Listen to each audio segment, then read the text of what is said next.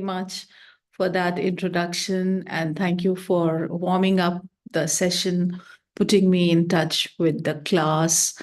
And it's great to be having this opportunity to speak to. I can see there are more than 60 participants who've already joined by now, and in sometime shortly, I'm sure some more will be joining us. So it's great to see you all, my dear colleagues. I will not call you participants or students. We are all higher education teachers. We are all practitioners of higher education in a country like India, which has the largest gross enrollment ratio, which has a huge slice of its budget allocated to higher education, which has a growing number of universities and colleges and standalone institutions like the IITs and the ISERs and NITs, which is a country that's aiming to fulfill the dream of Viksit Bharat in the next 25 years. We are nurturing the dreams of being a completely developed country 100 years after independence, that is in 2047. I don't know if I will be around to see that or not. 25 years is a long time. But this much I can say, that the road to Viksit Bharat goes through Shikshit Bharat. And what we are doing today will bear fruits sometime after 2.5 decades in fulfilling the dream of a developed India that has all the holistic qualities of development, which has the right value system, which has its soul intact, and which is deeply, deeply rooted in its own tradition and in its own moral, ethical, value-based, ground, grassroots, its own reality.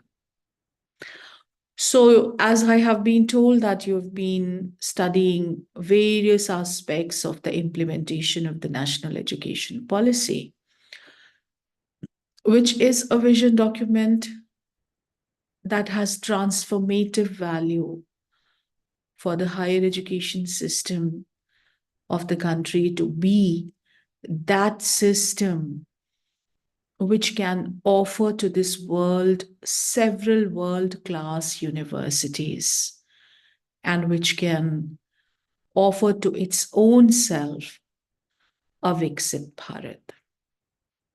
Now, you must have seen various themes under this National Education Policy 2020 Orientation Sensitization Program. It begins with multidisciplinary and holistic education. It goes on to IKS, the Indian Knowledge System, academic leadership, governance and management, research and development, skill development and entrepreneurship. Later on, ICT, curriculum design and development, etc., etc. So it's like writing on the wall now that the Indian knowledge system will be the pivot around which the higher education of the country will now be centered. Be it teaching, be it research, be it community service, and be it administration.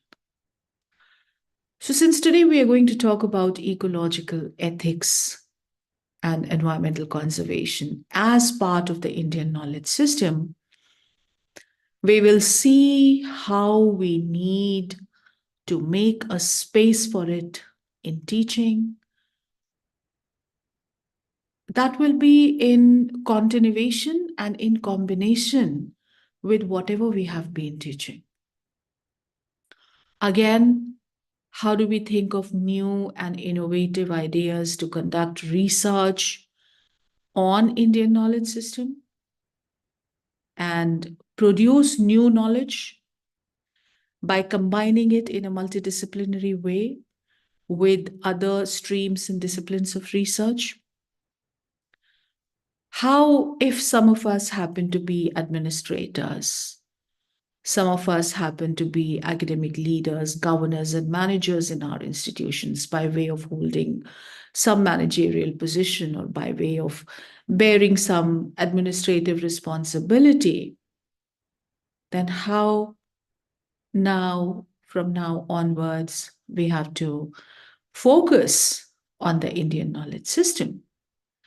We have to take care of the necessary policy, human resource, as well as infrastructure for the propagation of Indian knowledge system and for bringing it in the center of education, research, and community service that we are facilitating as administrators wherever we are. And finally, my friends, the third pillar of higher education being outreach and community service. So, this particular activity that we are performing, you have all joined the UGC MMTTC Sant Gadge Baba Amravati University course on national education policy from your various respective host institutions. It happens to be an exercise in outreach.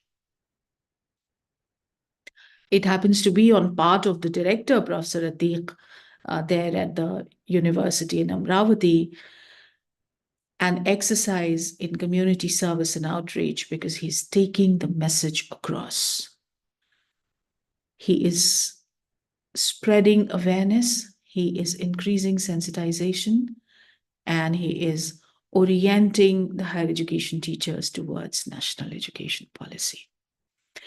Now, friends, when it comes to the Indian knowledge systems, we all know that there is a historical perspective and there are philosophical foundations of all ethnic, regional, religious knowledge systems, be it in any part of the world, be it with any peoples, I'm saying peoples, and I'm not making a grammatical mistake, be it with any peoples of the world,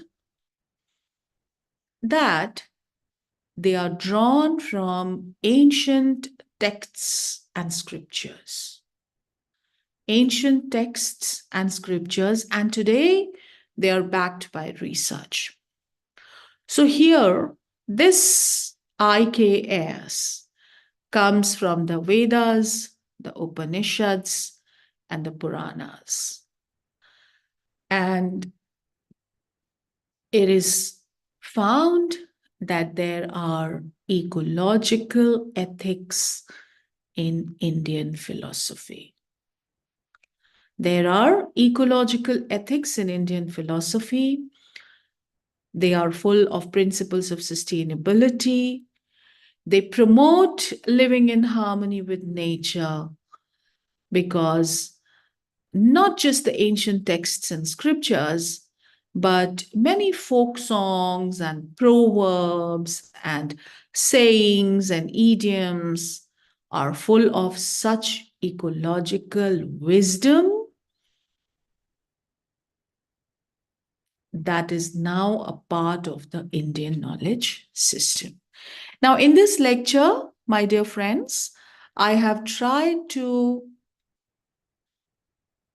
synthesize for you 8 different principles, practices, and traditions derived from the IKS, which are today prevalent amongst the people who are practicing the IKS, who are propagating the IKS, and who have inherited it from their ancestors as part of the way of life.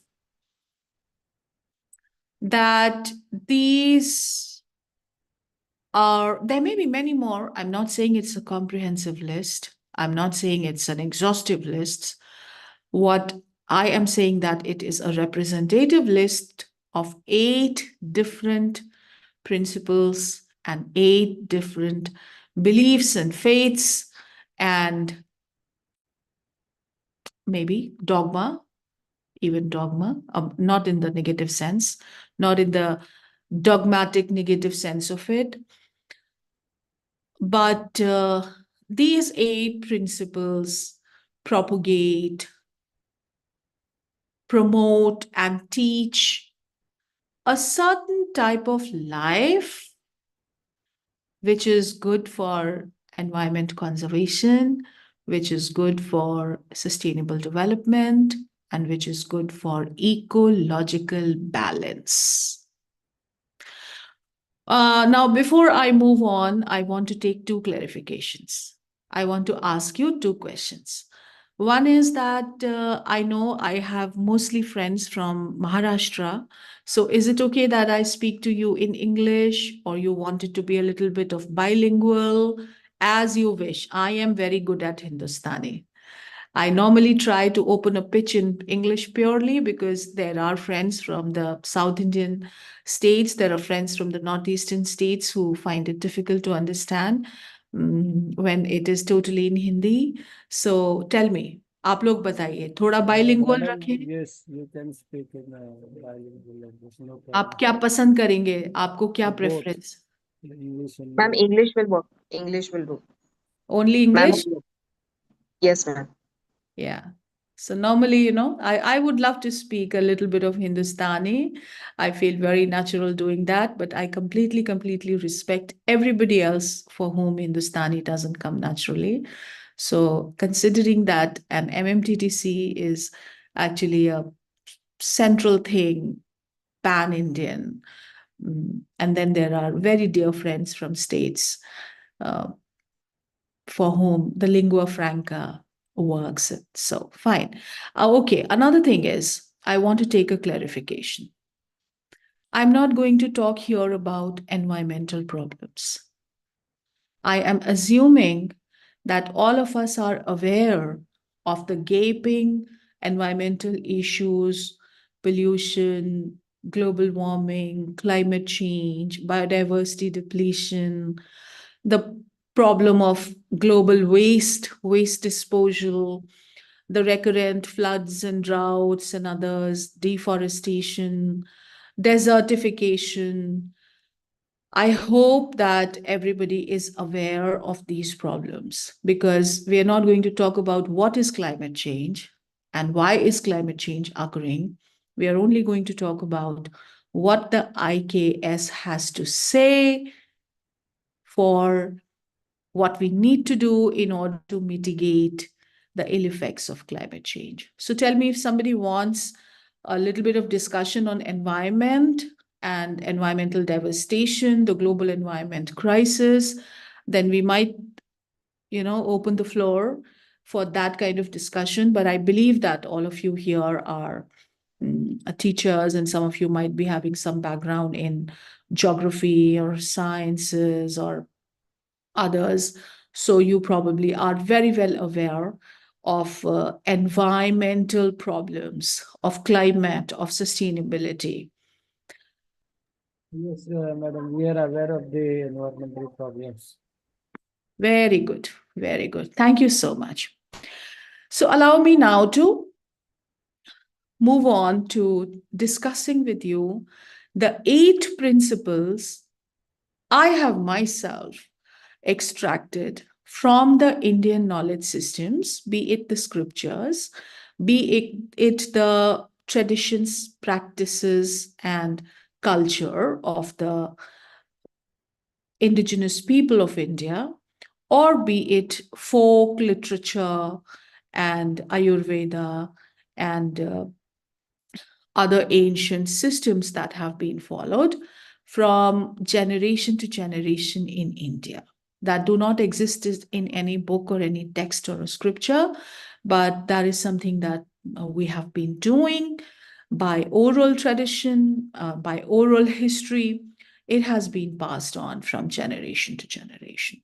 So together, from all of these, we have these 8 principles. Number 1, ahimsa parmo dharma. Non-violence is the supreme dharma. So if there is something called dharmic ecology, dharmic ecology. Then it begins with this very popular and very easy to follow phrase, that is ahimsa parmo dharma, where ahimsa means non-violence.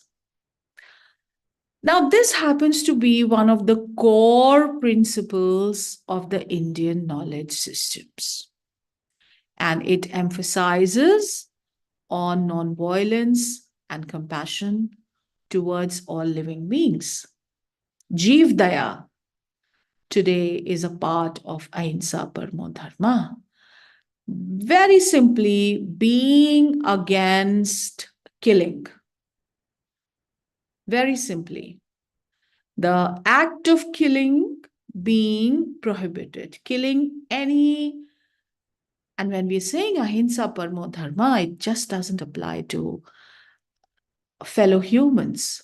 It applies to all the non-human species we know of, who are a part of the life that we are living on this planet, who are a part of the protective web of biodiversity and web of food that is keeping us well provided for when we are completing our journeys from birth to death on this planet. So all the non-human species are also covered in this primary principle of ahimsa paramo dharma. It advocates for the ethical treatment of animals, recognizing their intrinsic value and rights to live free from harm. Now, friends, I want to extend this from animals to plants also. I think even an act of unnecessarily plucking a flower or unnecessarily cutting a tree is an act of violence. And when you are practicing Ahimsa Paramo Dharma, and when you are somebody who is mindful and considerate and condescending about your own dharmic self, then you will not harm any living organism. And that includes the flora as well as the fauna. And here I have used this word, intrinsic value. You know, wheat, rice, paddy, apples, mangoes, these are also non-human species coming under the ambit of flora, which we protect, we promote, we grow, but not for their intrinsic value, for their economic value. So we don't have to sensitize people for protecting rice or for protecting paddy, for protecting wheat. We know it's need-based. But when it comes to protecting wildflowers, when it comes to protecting shady trees, when it comes to protecting nothing but bamboo and grass, then we need a certain degree of value and ethics-based treatment and behavior, which doesn't come unless and until one is a believer.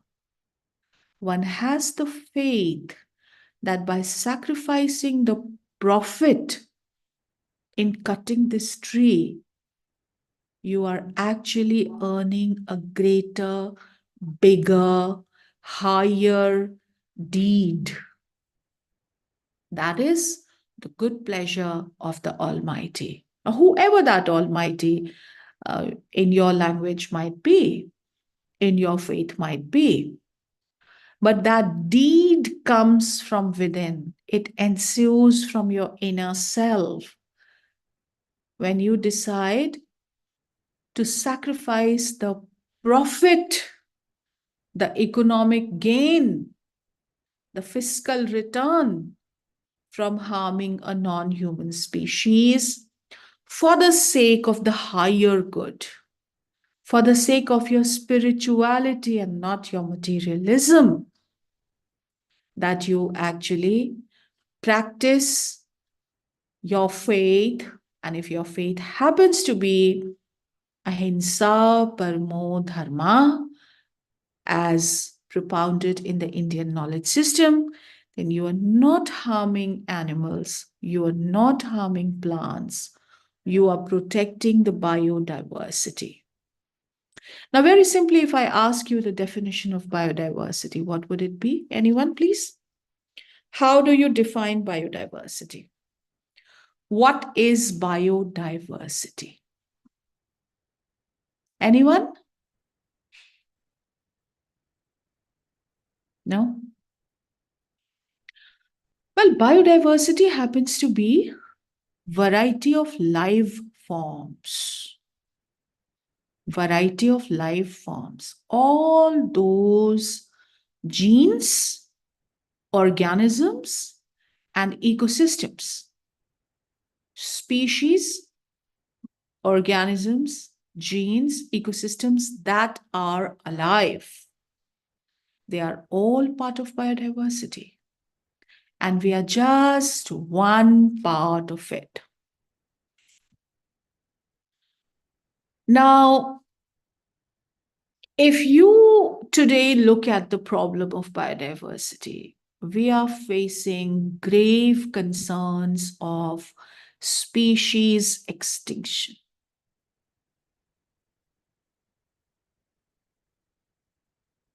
Just about 5 years back, the Sumatran rhinoceros breathed its last.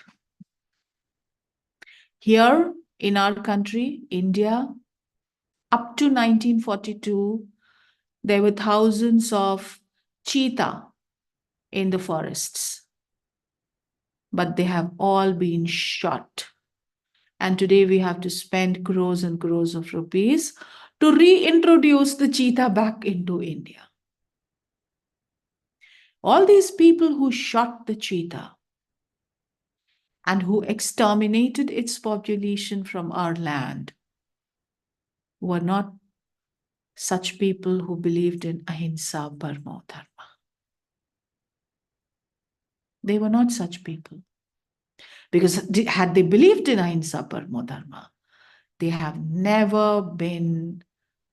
would have never been hunters and poachers. You know what are poachers? Illegal hunters. I mean, killing for food is fine. If you're hungry, you are dying of hunger, and there's nothing else except that deer that you want to kill and eat. I mean, that's all right, maybe, but just killing for fun, just killing for game. You know, in the West, the act of hunting is called game. And even here, the shikaris, of course, now shikar is completely banned. Hunting is completely banned. After the Wildlife Protection Act of India in 1972 banned hunting, it's not happening.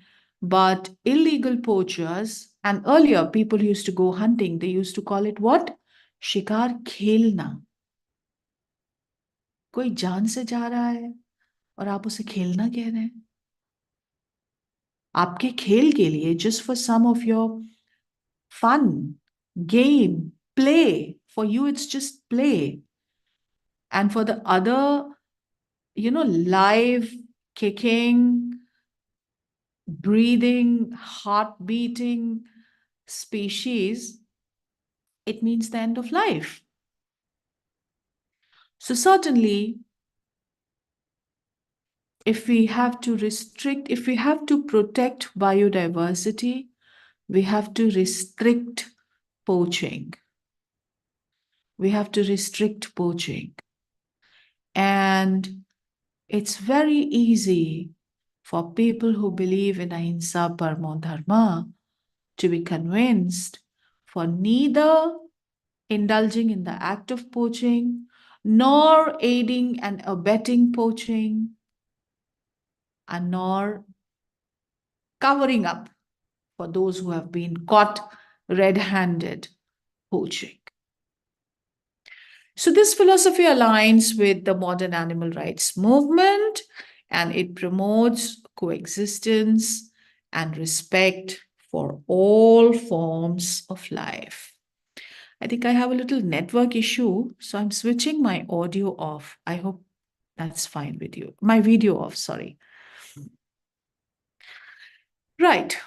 So friends, next is the principle of Vasudhaiv Kutumbakam that comes from the Indian knowledge systems, and which means the world is one family. Now tell me, if everything is a part of your family, will you incur any harm to a member of your family?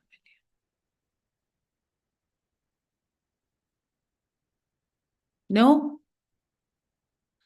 Nobody incurs harm upon the members of his own family. Now, from Ahimsa Paramo Dharma, Vasudhaiv Kutumbakam takes the entire discourse one step forward. Ahimsa Paramo Dharma applies to non-human species which are in the realm of the biotic environment, that is the living beings.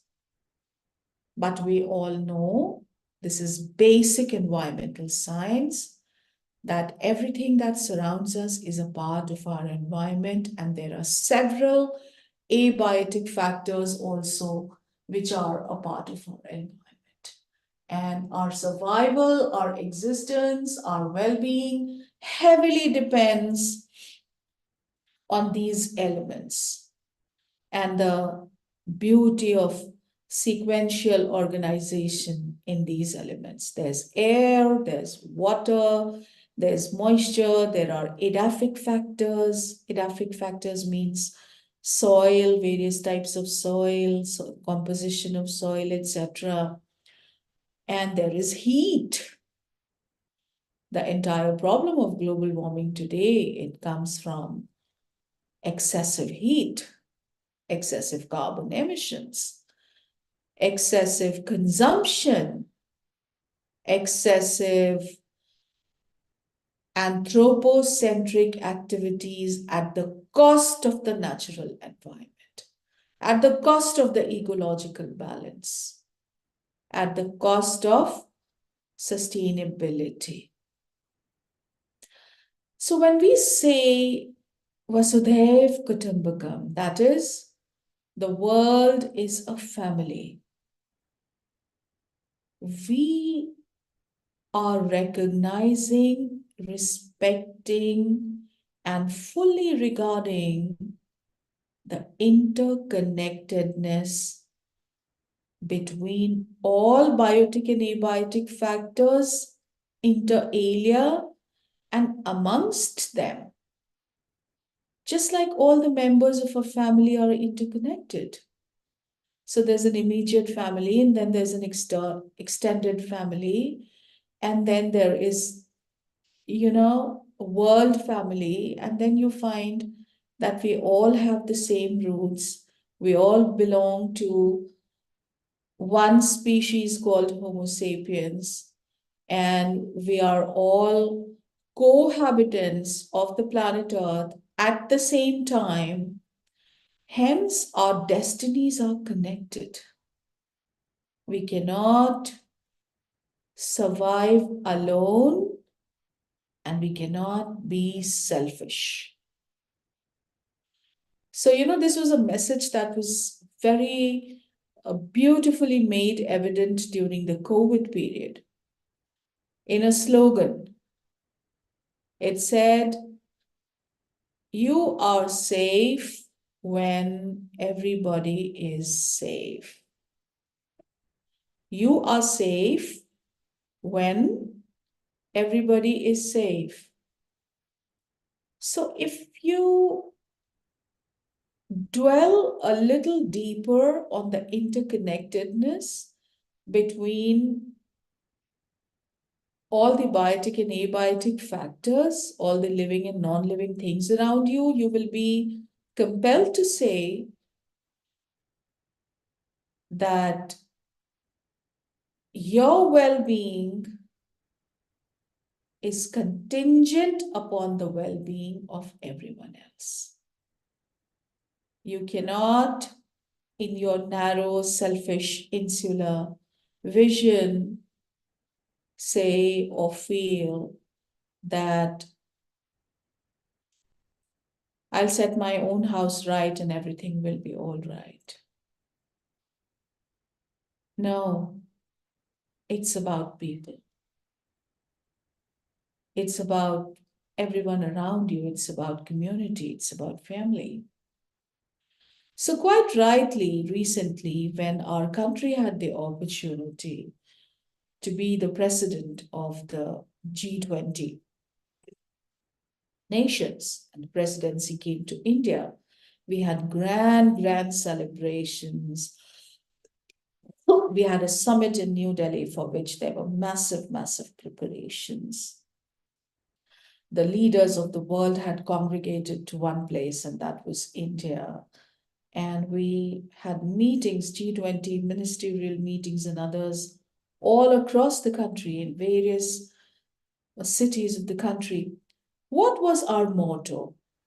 What was the theme of the G20 presidency of India in 2023? It was one earth, one family, one future. One future. So if we have to have a sustainable future, wherein maybe we won't be around, but our successors will be. And if we want to ensure that what we leave behind for them is equally good for them as it was for us, then we are the true actors and factors of sustainable development. And then we have to think on the lines of one earth, one family, one future. And that comes from this little segment of a line of a Sanskrit shloka from the Indian scriptures that says, Vasudhaiv Kutumbakam. So it promotes global unity, emphasizing that all humans, animals, and nature are interconnected. And hence, they deserve to be mutually respected. So this philosophy fosters a sense of universal brotherhood and harmony, advocating for collective well-being and coexistence. Now, why do we need to look back at something that's 3,000 years old? And why do we need to bring it back in a modern time like today, when we have made so much growth scientifically, technologically, and I would say socially and politically also, that we had not made earlier? Today we are living, I think today every common man has such facilities that would have been a dream, a far-fetched dream for emperors and for warriors of the past. If you look at historical figures, Alexander the Great didn't have a mobile phone. We do.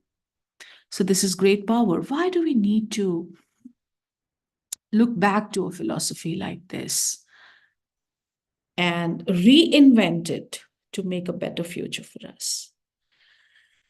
The answer is that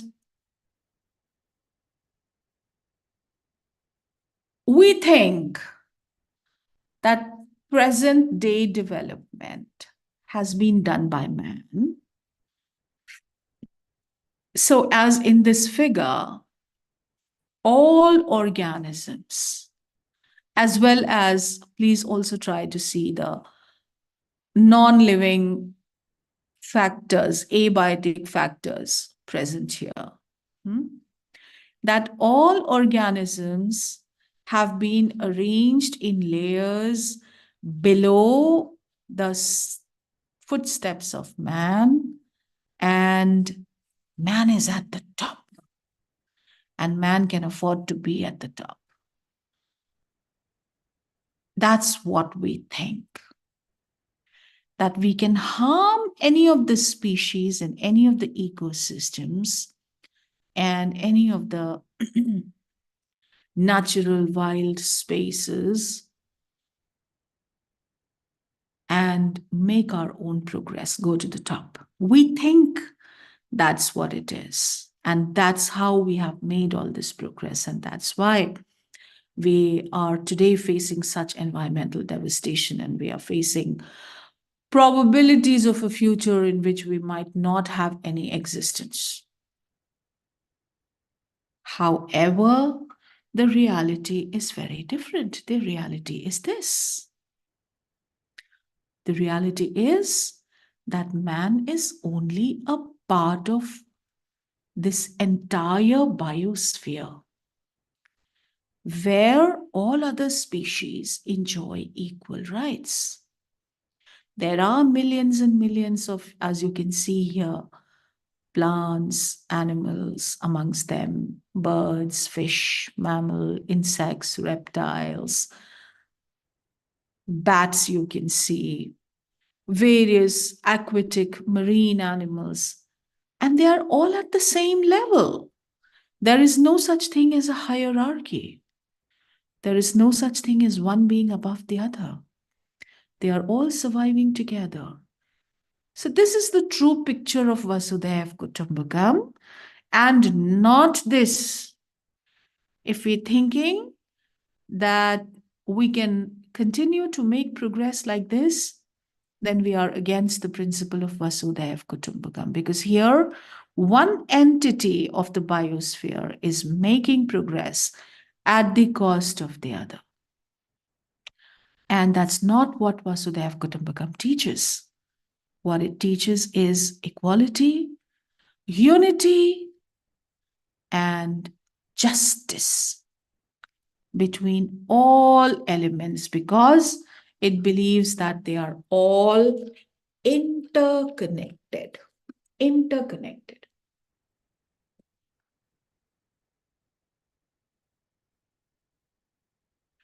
And unless and until we become conscious and sensitized to the fact that this is one earth, we have one life, and we are one family like this, unless and until we become conscious and start acting upon, start changing our behavior, start changing our acts and deeds, we are not destined for a safe future where all can flourish. Our survival is at stake, and we cannot take that risk. I have just spoken to you about the 2047 goal of a developed India. At the same time, we also know that the ill effects of climate change have taken us down the road to such an extent that after 2045, the damages incurred to nature will have been so massive if we don't check ourselves right now. That if we continue to flout the planetary boundaries, if we continue to overshoot our quota, planet overshoot, we don't have a future. Our own survival will be risked. And by 2045, if we don't mend our ways, then this might bring us to a condition from where there is no coming back. By then, the losses would have been irreparable.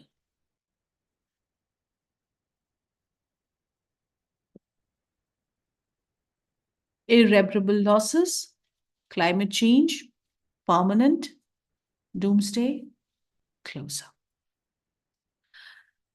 So next principle, friends, of the Indian knowledge system happens to be nature worship and pantheism. Now, this is purely a matter of faith. In this world, there are monotheistic religions. And in this world, there are pantheistic religions. There has been a history of paganism, right from ancient Greek mythology to today. We are not commenting upon who's right and who's wrong. And we are not taking a holistic picture of what faith, whether paganism is good or whether monotheism is good. And I'm reserving my right to myself, not making a comment on that. But what I see in the Indian tradition is nature worship, which is called pantheism. Now, when people are seeing God in an entity of nature, just like I'm giving you these few examples here, and these are just few examples. There may be 100,000 more examples. There's snake worship also, and I've seen villages near tiger reserves touching the feet of a dead tiger who had actually become a man-eater. So pantheism is in the hearts and minds of the tribes and folk people and of the grassroots people of India. Pantheism. Now here you can see the picture of, I have just taken two examples of animal worship and I've seen two examples of plant worship. Tying a red thread around a tree and sitting with hands folded in front of the tree and making offerings to that tree may not be scientifically an act of profit. Maybe the worshipper is asking for some reward, and maybe the tree has no power to give that reward. But what I see very beneficial for nature here is that this worshipper and the entire community that has control and power over that piece of land where this tree has been planted, because they worship that tree, they will never cut that tree. They will never let any harm be incurred to that tree. Even if the deal or the offer made is so lucrative that it might wipe off the poverty of the entire village. Even if a multinational company comes, dazzling wads of notes to them, and they will all get jobs and they will all get nice plush modern homes and they'll all have cars and there'll be a road. They just need to allow them to cut this tree. The people of this village will not allow them to cut this tree. Because according to them, God lives in that tree.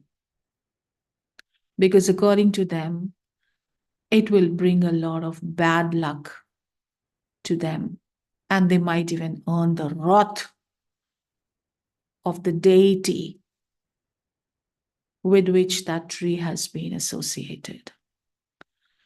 Now, mostly these are large banyan trees, ficus trees, peepal trees that are worshipped and as a byproduct to the protection that this tree gets from the people. There is shade, there is carbon sequestration, there is shelter for so much biodiversity. The tree becomes an ecosystem in its own self. There is a single tree pyramid, that is an inverted pyramid actually, and there is so much good for the environment. So scientifically, technologically, and reasonably, one might not be able to convince anyone that the tree is actually worth being worshipped, or the monkey is actually worth being worshipped, or the elephant is actually worth being worshipped, or this little tulsi plant that I have posted a picture of for you to see is worth being worshipped. But the fact is that when people do worship it, they also protect, they also conserve, they also do not let go, and they also make space for it. It becomes a part of the culture. It gains spiritual value, which is beyond economic value. So the fact that most Indian households, as soon as you enter, there will be a tulsi chora in the middle of the courtyard, or even if there are people nowadays living in flats and apartments, very small concrete structures and high rises in metropolises, even then maybe in the balcony they will have a small flower pot where there will be a tulsi plant, and the people of this household will do something to worship this tulsi plant. That means they will visit it. They will visit it with reverence.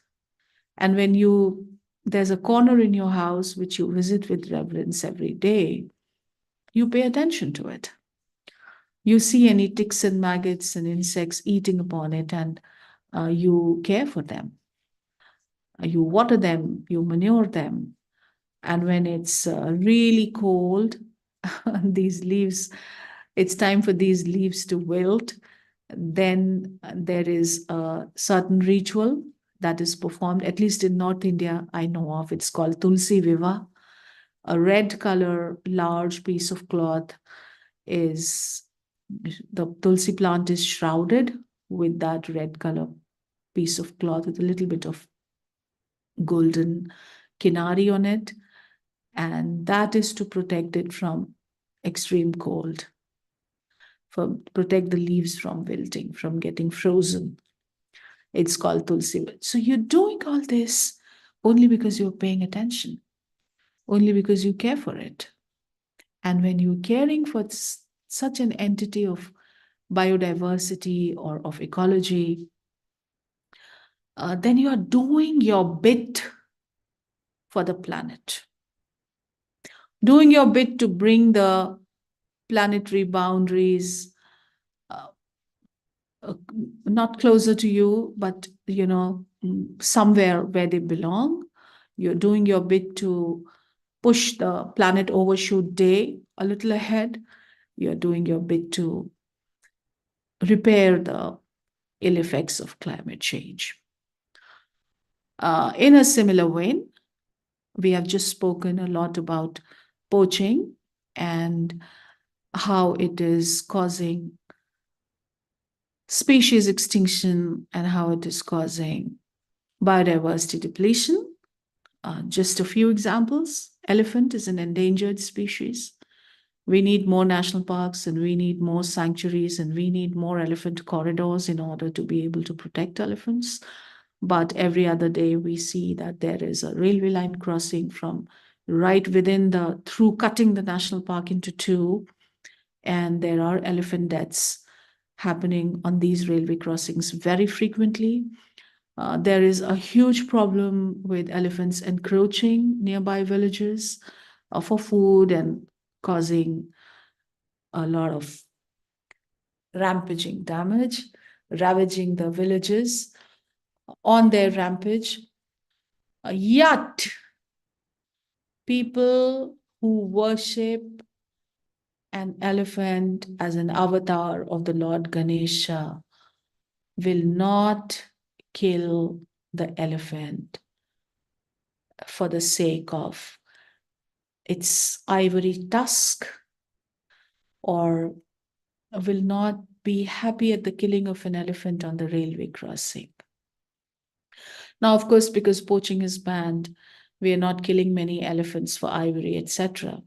But we will not do that if elephants are being worshipped. So no poacher is an elephant worshipper. No poacher is a monkey worshipper. So I'm bringing this discussion on nature worship and pantheism to an end, again reiterating that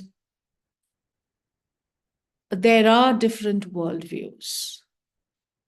There are logical people and there are scientific-minded people who think this kind of nature worship has no spiritual value. There are monotheistic religions who consider this kind of pantheism and paganism actually an act of hereticism. You know, they will call you, everyone who worships nature, according to a monotheistic person belonging to one of the Abrahamic religions, is a heretic. Full due respects to what they think and who they are. I'm sure they also must be having something for religion, for an ecology. But this, in a very restricted worldview, this is something that from the Indian knowledge systems, we have to, in order to protect nature and protect biodiversity, flora as well as fauna. Right? Moving on to the next.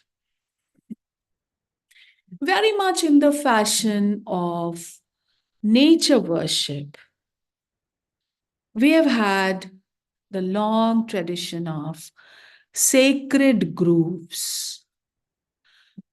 I have given you a map of the locations of some sacred groves in the entire country, in almost every state of India.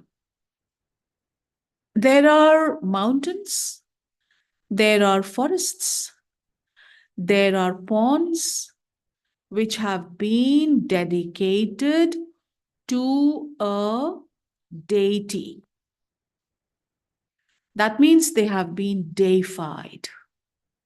Now they are not a piece of land with some pastures for cattle to graze, with some trees for the timber merchants to cut and make a profit in the market, or with a pond for everybody to come and fish and for everybody to come and pollute and drain and then turn it into an agricultural field. It's a sacred grove. Now its rank is above its physical value. It has spiritual value. So maybe they believe that this is a forest where the rishis and the munis, they perform their penance, and hence we should not cut the forest. Maybe they believe that from this mountain, one avatar of God Krishna once came and spoke to the people in the village. Or maybe they believe that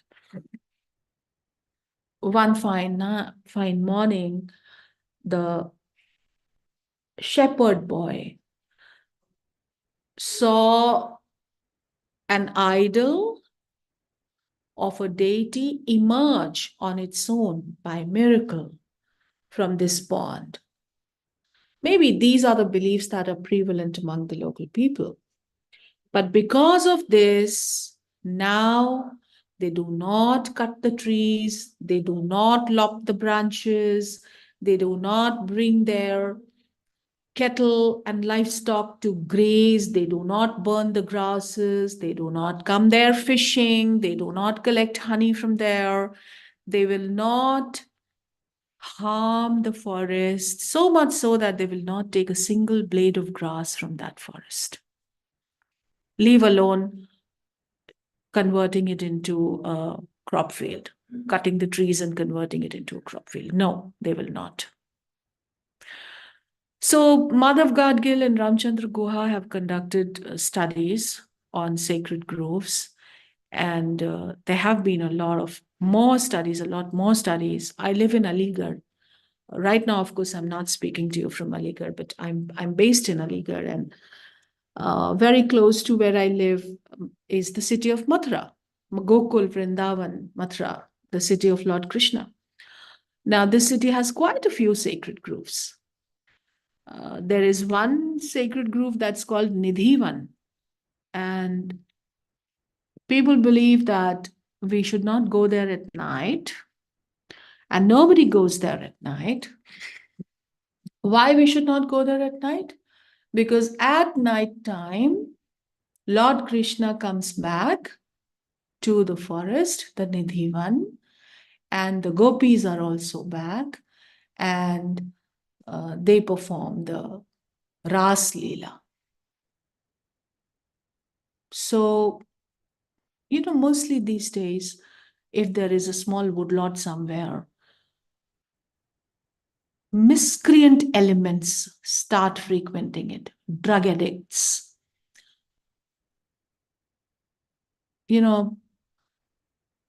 very, very hooligan elements,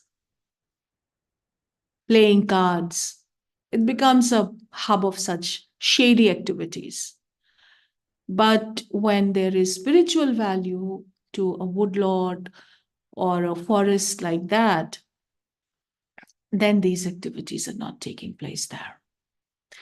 So in the Indian knowledge systems, the Hindu tradition considers forests to be of three types, the Tapovan, Mahavan, and the Srivan. Tapovan are forests associated with penance, that is tapas.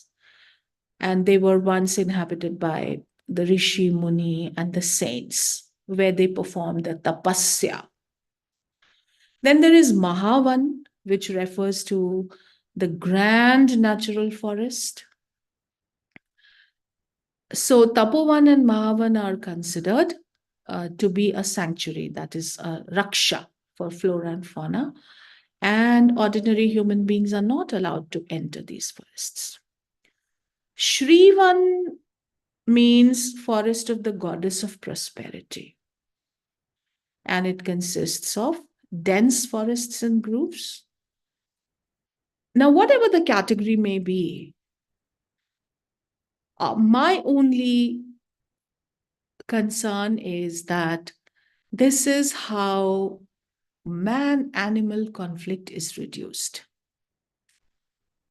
This is how conserving wildlife becomes very easy, because you have the support of the people. Because I believe in the power of religion. That's the only reason why somebody will sacrifice his or her own profit. And that's the only reason why natural resources will take a step above their profitability and above their physical facilities that they provide and have some spiritual value. So that's sacred groves. Next principle is afforestation. Now, it's very simple, basic primary school science and environmental studies, what we teach in EVS, that if we have to mitigate global warming and climate change, if we have to bring back biodiversity, and if we have to somehow meet the challenges of energy crisis, one of the easiest and the simplest steps is afforestation. That is tree plantation. And in Sarkari terms, we call it vriksharopan. Now, what happens to all the vriksharopan that we do? Planted today, photographed tomorrow, gone day after tomorrow. Or let me put it the other way. Planted yesterday, photographed today, gone tomorrow. Ha ha. That's what's happening with all the tree plantation that we are doing because we lack the wisdom that the Indian knowledge systems have bestowed upon us. For us, tree plantation is just a ritual.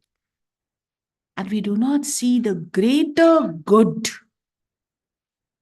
the greater service of the good that is there in tree plantation. Now, many of the Sanskrit shlokas, I, for example, have just quoted for you one Sanskrit shloka from the Matsya Puran 154512. And there are another 50 such Sanskrit shlokas that hail the followers to value trees. So let's look at this. Dashakupa samavapi. Dashavapi samo hridah. Dashakupa samavapi. Dashavapi samo hridah. Dashhrid samah putro. Putra means son. Dashputra samodramah. Now, what is the translation of this Sanskrit shloka? A pond equals 10 wells. So 10 wells is equal to 1 pond. A reservoir equals 10 ponds. You know, step well, big reservoir like Bavri. In olden times, we used to have Bavris. Step wells. 10 wells is equal to 1 pond. 10 ponds is equal to 1 reservoir. Now look at the twist in the tale. 10 reservoirs equals 1 sun. 10 reservoirs equals 1 sun. And a tree equals 10 suns. Oh my God. Look at that. What are they saying? 1 tree equals 10 suns. 1 tree equals 10 suns. What more motivation do we need for afforestation than this? What more motivation than we need?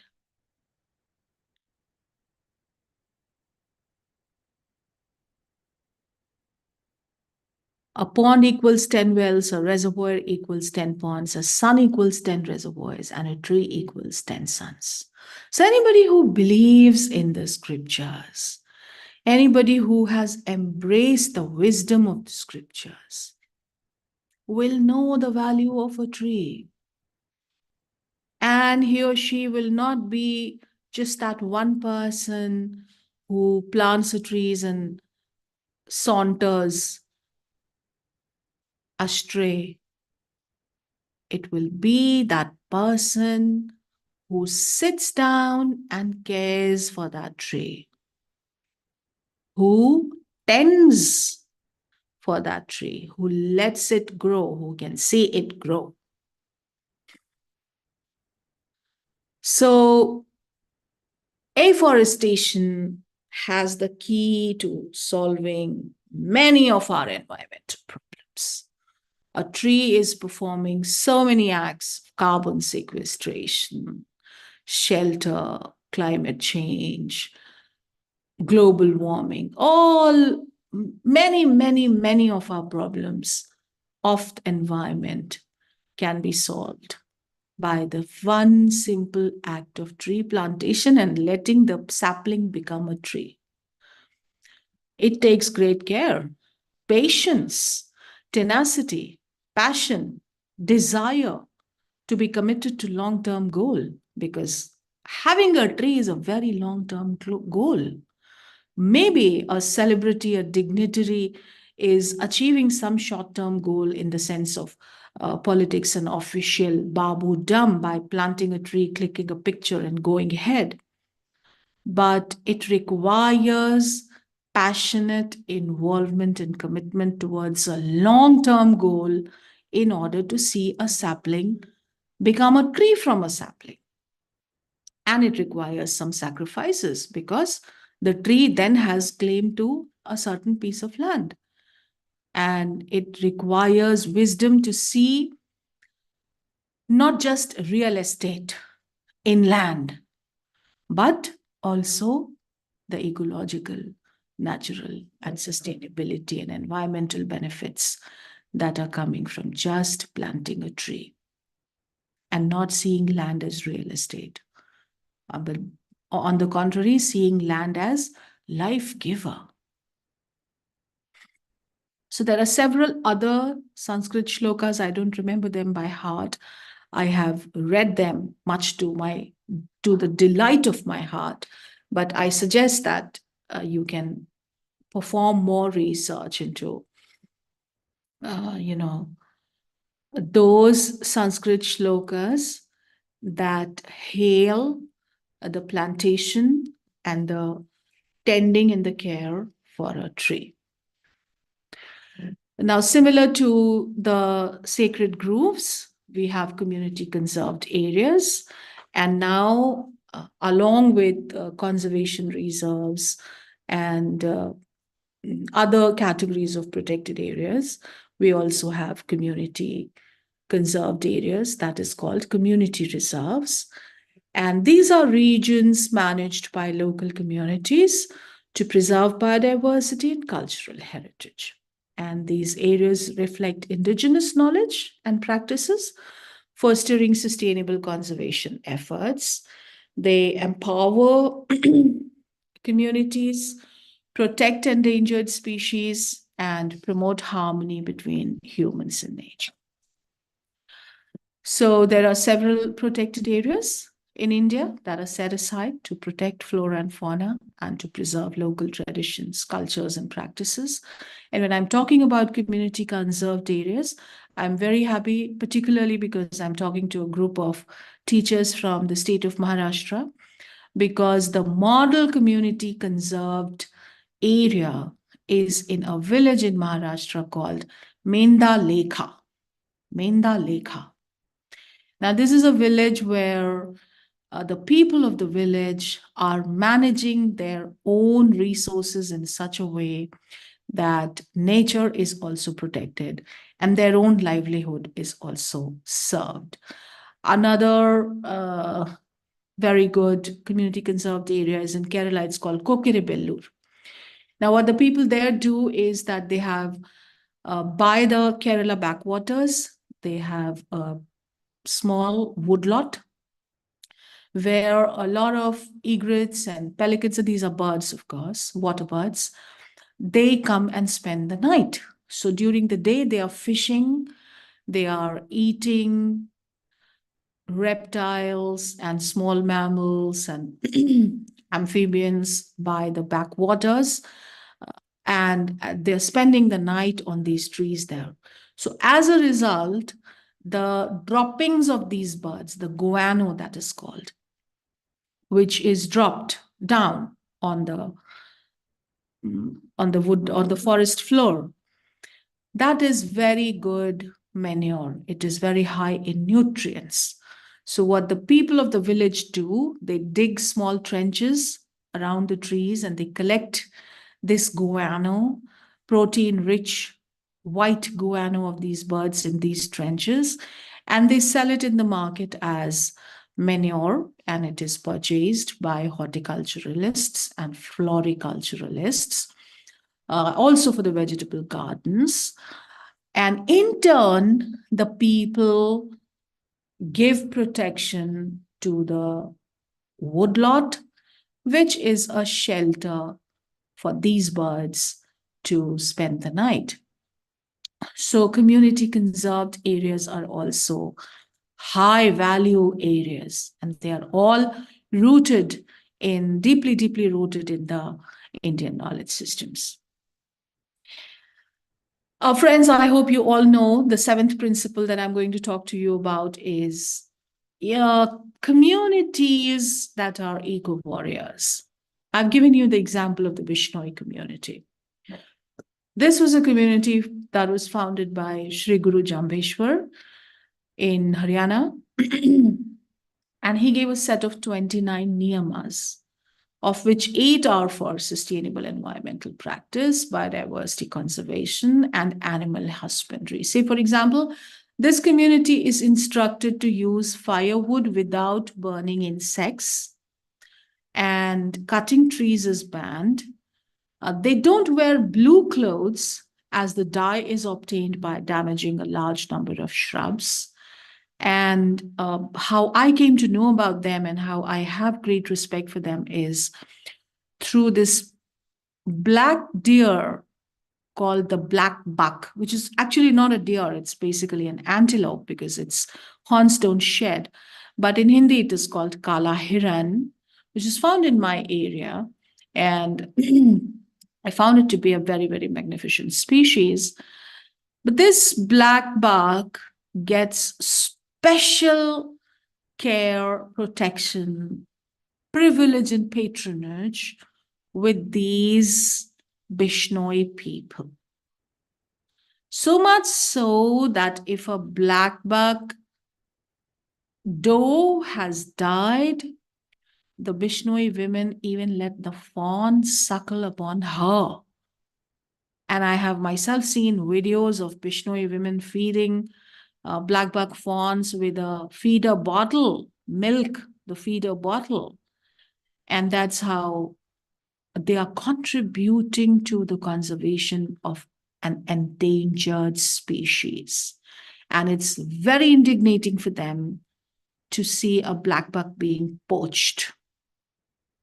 They can't tolerate hunting or killing. Illegal hunting or illegal killing of a black buck doesn't go well with the Bishnoi people. You would have heard some 10 years back these cases of Salman Khan and Saif Ali Khan being prosecuted, even having had one night to spend in jail because they had gone hunting for black bucks in Rajasthan, where there are small groups of the Bishnoi people who take offense at the killing of a black buck. So they made use of the Wildlife Protection Act and they prevented the killing of the black bucks. So that's what the Indian knowledge tradition is. So a traditionist, a spiritual leader called Guru Jambheshwar,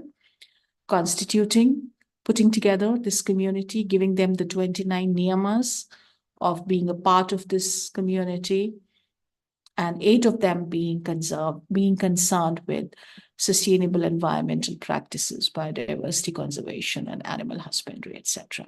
And finally, my friends, from the Ayurveda, we have the tradition of Sattvic diet and Mitahar, which is based on pure, essential, natural, vital, clean, conscious, true, honest, and wise choices of food. It also exemplifies ahimsa because this is totally vegetarian. It includes seasonal fruits, nuts, seeds, oils, ripe vegetables, legumes, whole grains, etc. And we find this tradition from the ancient and medieval era, especially the yoga literature, which talks about mitahara. That means eating less, practicing moderation in eating. This is very much in confluence with planetary diet. So I don't have the time to talk to you today about planetary diet. Of course, if sometime later you have a chance to join a course on environmental studies, then you must be told about planetary diet. This is the diet that is good for health. This is the diet that is good for the planet. It keeps agriculture, sustainable agriculture.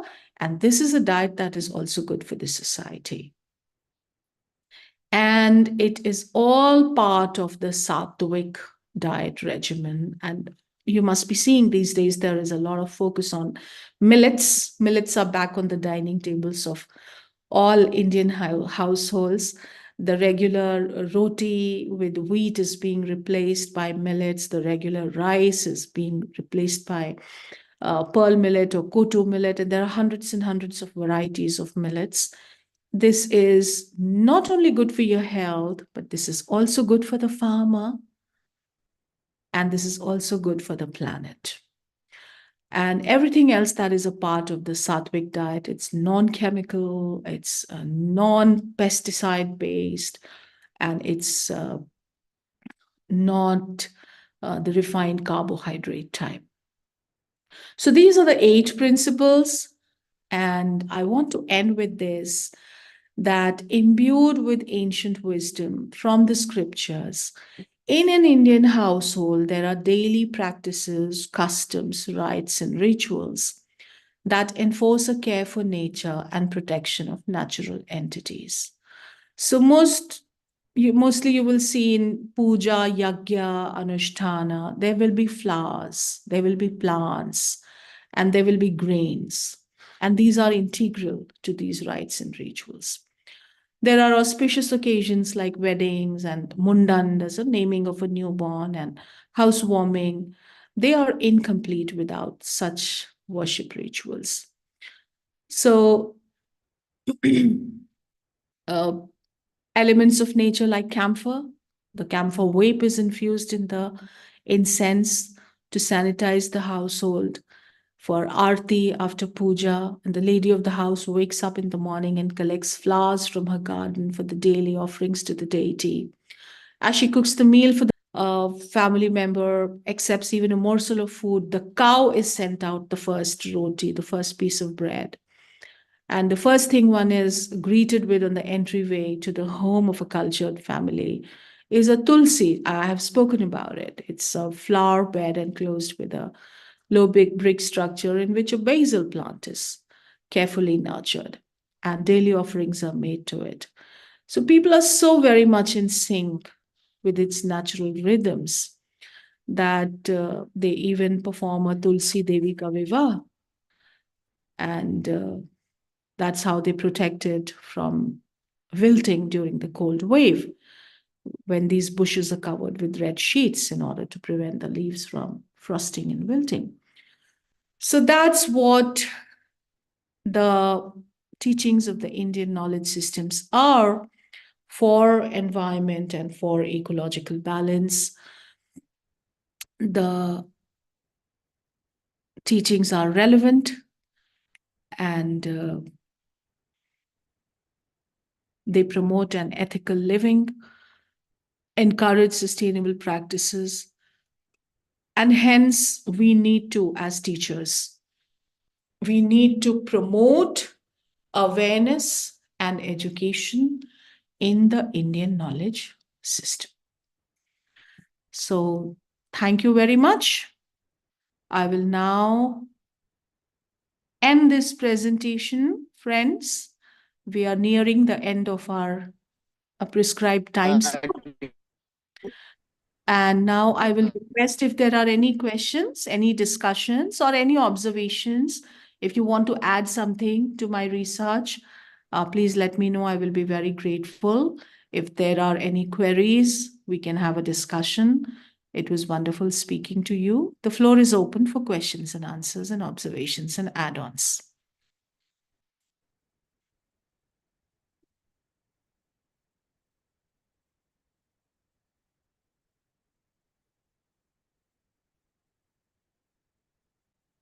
Anyone? No questions, madam. Nobody? No questions, no add-ons. If you want to add something to what I have told you, because you must be having your own exposure to the Indian knowledge systems wherever you are based, whatever culture you are a part of. If there is something that you want to tell me that I can add to my slides, or for planetary boundaries, for the Global Overshoot Day, for protecting the environment, for maintaining the ecological balance, for promoting sustainable development. If there's anything that you are doing and I don't know of it, any nature worship or any practice or tradition of your food, of your whatever, please let me know. Would you like to add something?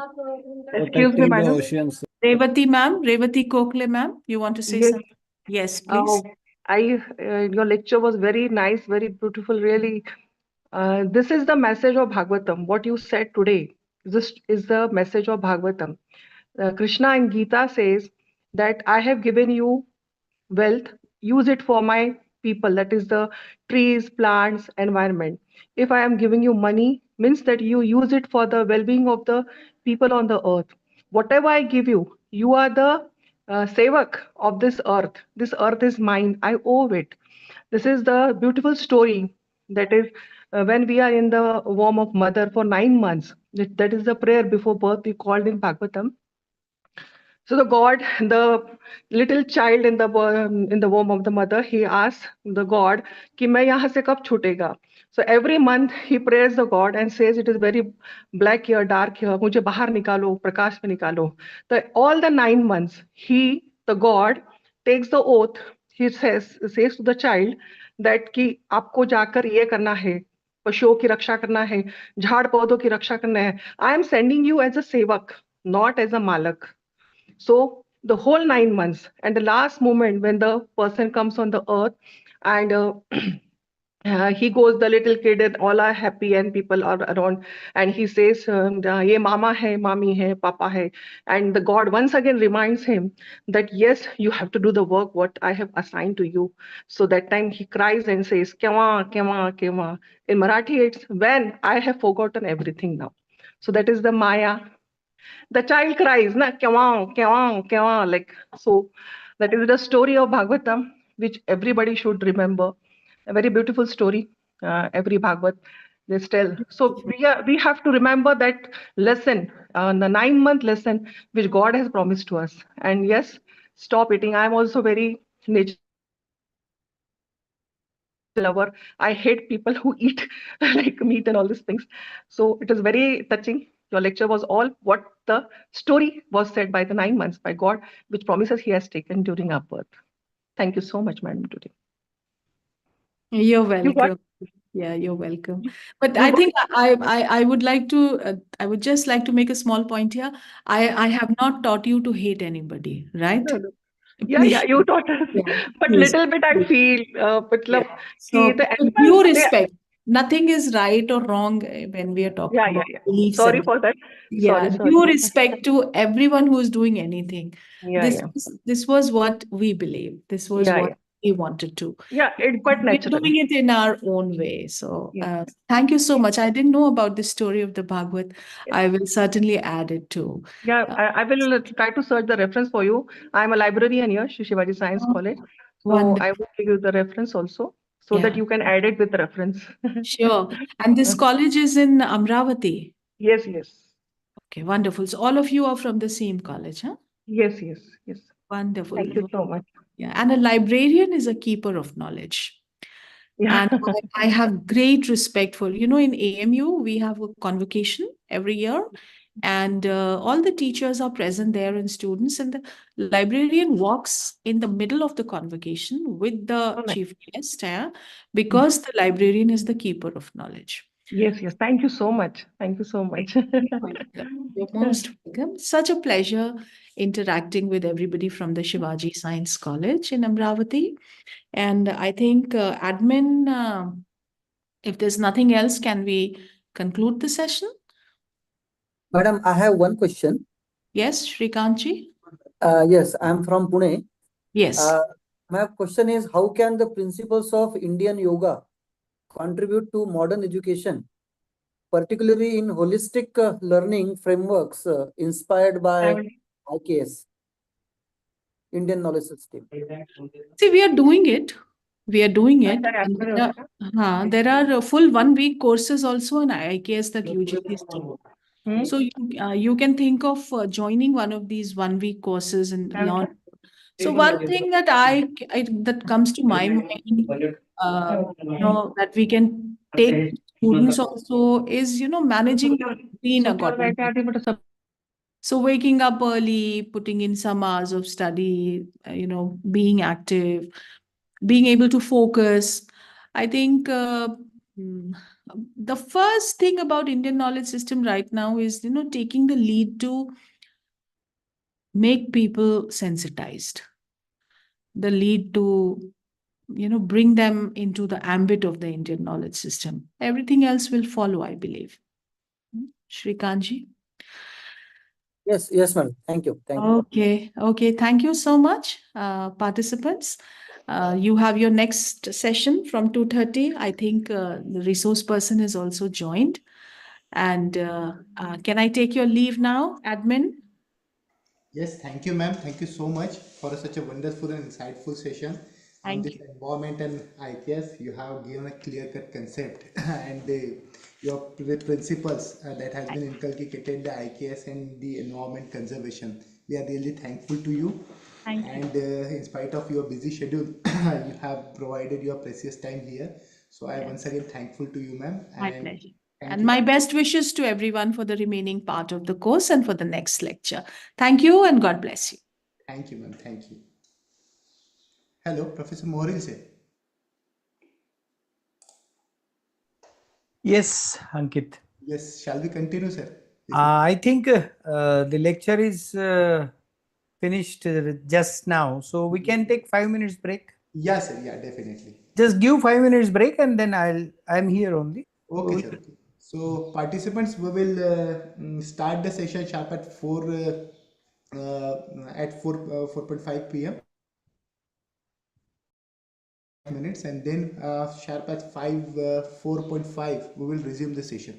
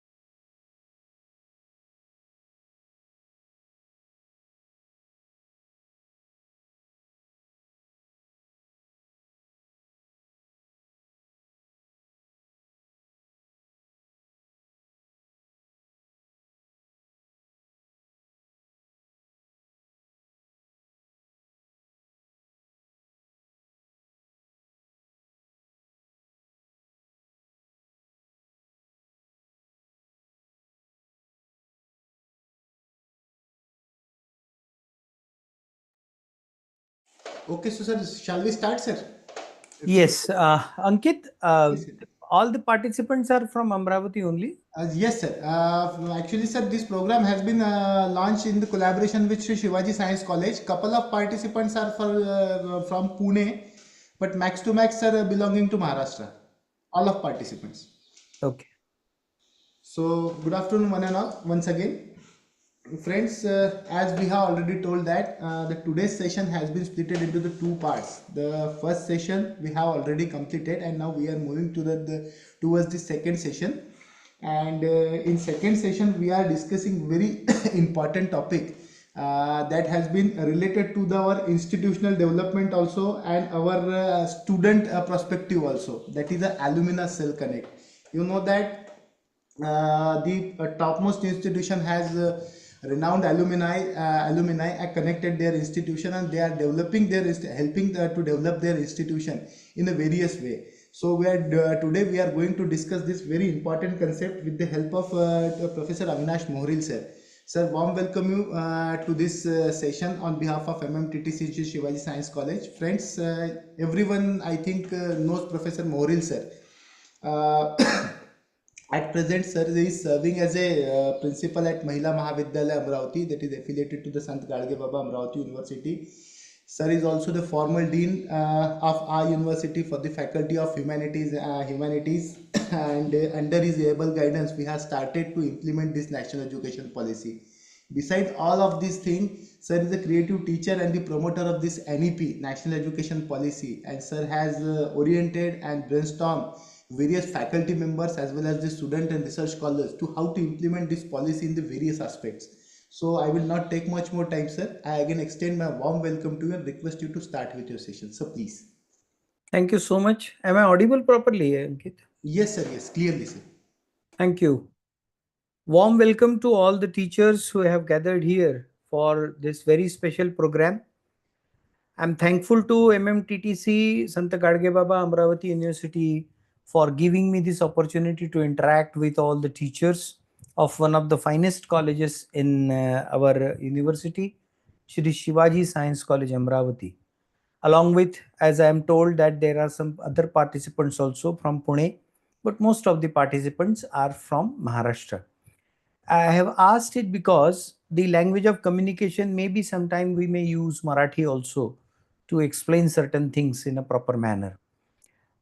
Today I'm going to speak about one of the very important aspects in the overall development of the institution, and that is the alumni connect. Now people, some of you may think that how this can be a topic of discussion, but after listening the present and after seeing the presentation which I have made, you will realize that this has become one of the most important aspects of the institutional development plan now, and as it is expected in national education policy, it is very much necessary that we must methodically plan about the alumni connect cell. We must actively collaborate the whole alumni with the college and then bring them into the mainstream of the development process of this institution. So in that way, this is one of the most important aspects which is taken into care by many teachers nowadays. Before I start with my presentation, I would like to give one or two instructions. Number one, those who are able to keep their videos on, they can keep it on, but those who are not able to keep it, I'm fine with that. I don't have any problem. You can close your videos. I don't have any problem. I'm saying this just because of the fact that I would like to share one experience with you. That I was delivering a lecture in an MMTTC center in Tamil Nadu. Online lecture was going on. And then one of the professors, lady professors, she kept her phone, her video on, and then she walked into a mall for some purchasing. And then throughout the lecture, I was delivering the talk about Alumni Connect, and she was showing me all the goods were presented in the mall because she was not knowing, and I didn't have any mechanism to tell her that just switch off your video. So that is why I have requested that those who are able to keep it on, keep it on. Otherwise, I will assume that all of you are listening to whatever I'm saying. Secondly, I will deliver the whole lecture, and then if you have some query, if you have some point of discussion, if you want to add something to my thought, then we will give some time in the end for 10 minutes for discussion. It's always fruitful to speak about whatever we discuss, so that time will be given. And the final thing is that as we are meeting online, there may be some technical glitch on your part. Sometimes it may be on my part also. So be patient. I do have some alternative arrangements with me, so I will join again. So you can keep bit patience about it, and then I will again join with the thought. So let us start with the topic. I wish to share a screen with you so that you can get the proper understanding of the subject, and then you can work on it also. I hope the screen is visible. Yes, it is visible. Alumni Connect cell. We are going to talk about it. Now, when we talk about any institution, when we talk about the development of the institution, a very beautiful sentence written is here. The success of the institution is not singular, but plural. No one can claim, now I am working as a principal of a college, but I cannot claim that the success of my institution is just because of me. I am the leader and I am doing the things, and that is why the institution is flourishing. The institution is showing good success in all departments. I cannot claim that. No one can claim that. When we talk about the development of the institution, it is a teamwork which comes up with the flying colors of success. So that is why the success of the institution is always plural. It's not singular. So we need to consider and recognize the roles of all the stakeholders who contribute very seriously and sincerely in the development of the institution. Now, who are these stakeholders? Now, you know, I have also studied bit psychology, and that is why I will add some psychological aspect to this particular discussion about knowing the role of the stakeholder. Now, one by one, we will see who are the stakeholders of the institution and how they play their role in the development of the institution. Okay. Now, take it very rationally. Okay. We need to understand it rationally. The first, students. The first stakeholder who is very much important, and because of them, our institution is considered as an educational institute, are students. But they are basically beneficiaries of the process. They are the beneficiaries. They have taken admission. Okay, they have paid the fees, and out of that fees they are getting something for the development of their life, and though that is why they can be called as beneficiaries. Rather, they are the beneficiaries, and that is why their approach is always rational. We know the students work hard for the development of the institution. They contribute a lot for the development of the institution, but still their role is rational because they are paying something out of which they are getting something.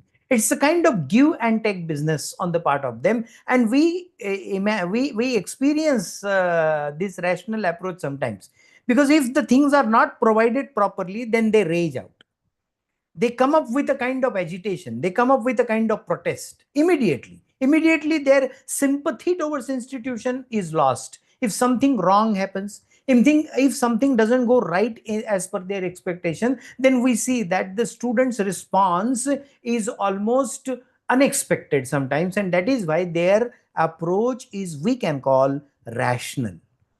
Very important stakeholder, but still the approach is rational. Now, teachers, we the teachers, all teachers, we are gathered here. Okay.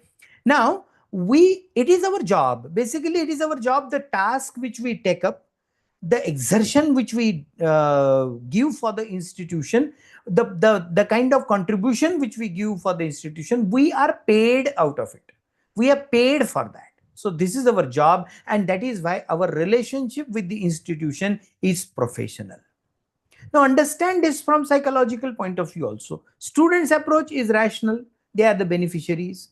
We, the teachers, are the people who are professional there. Our approach is professional.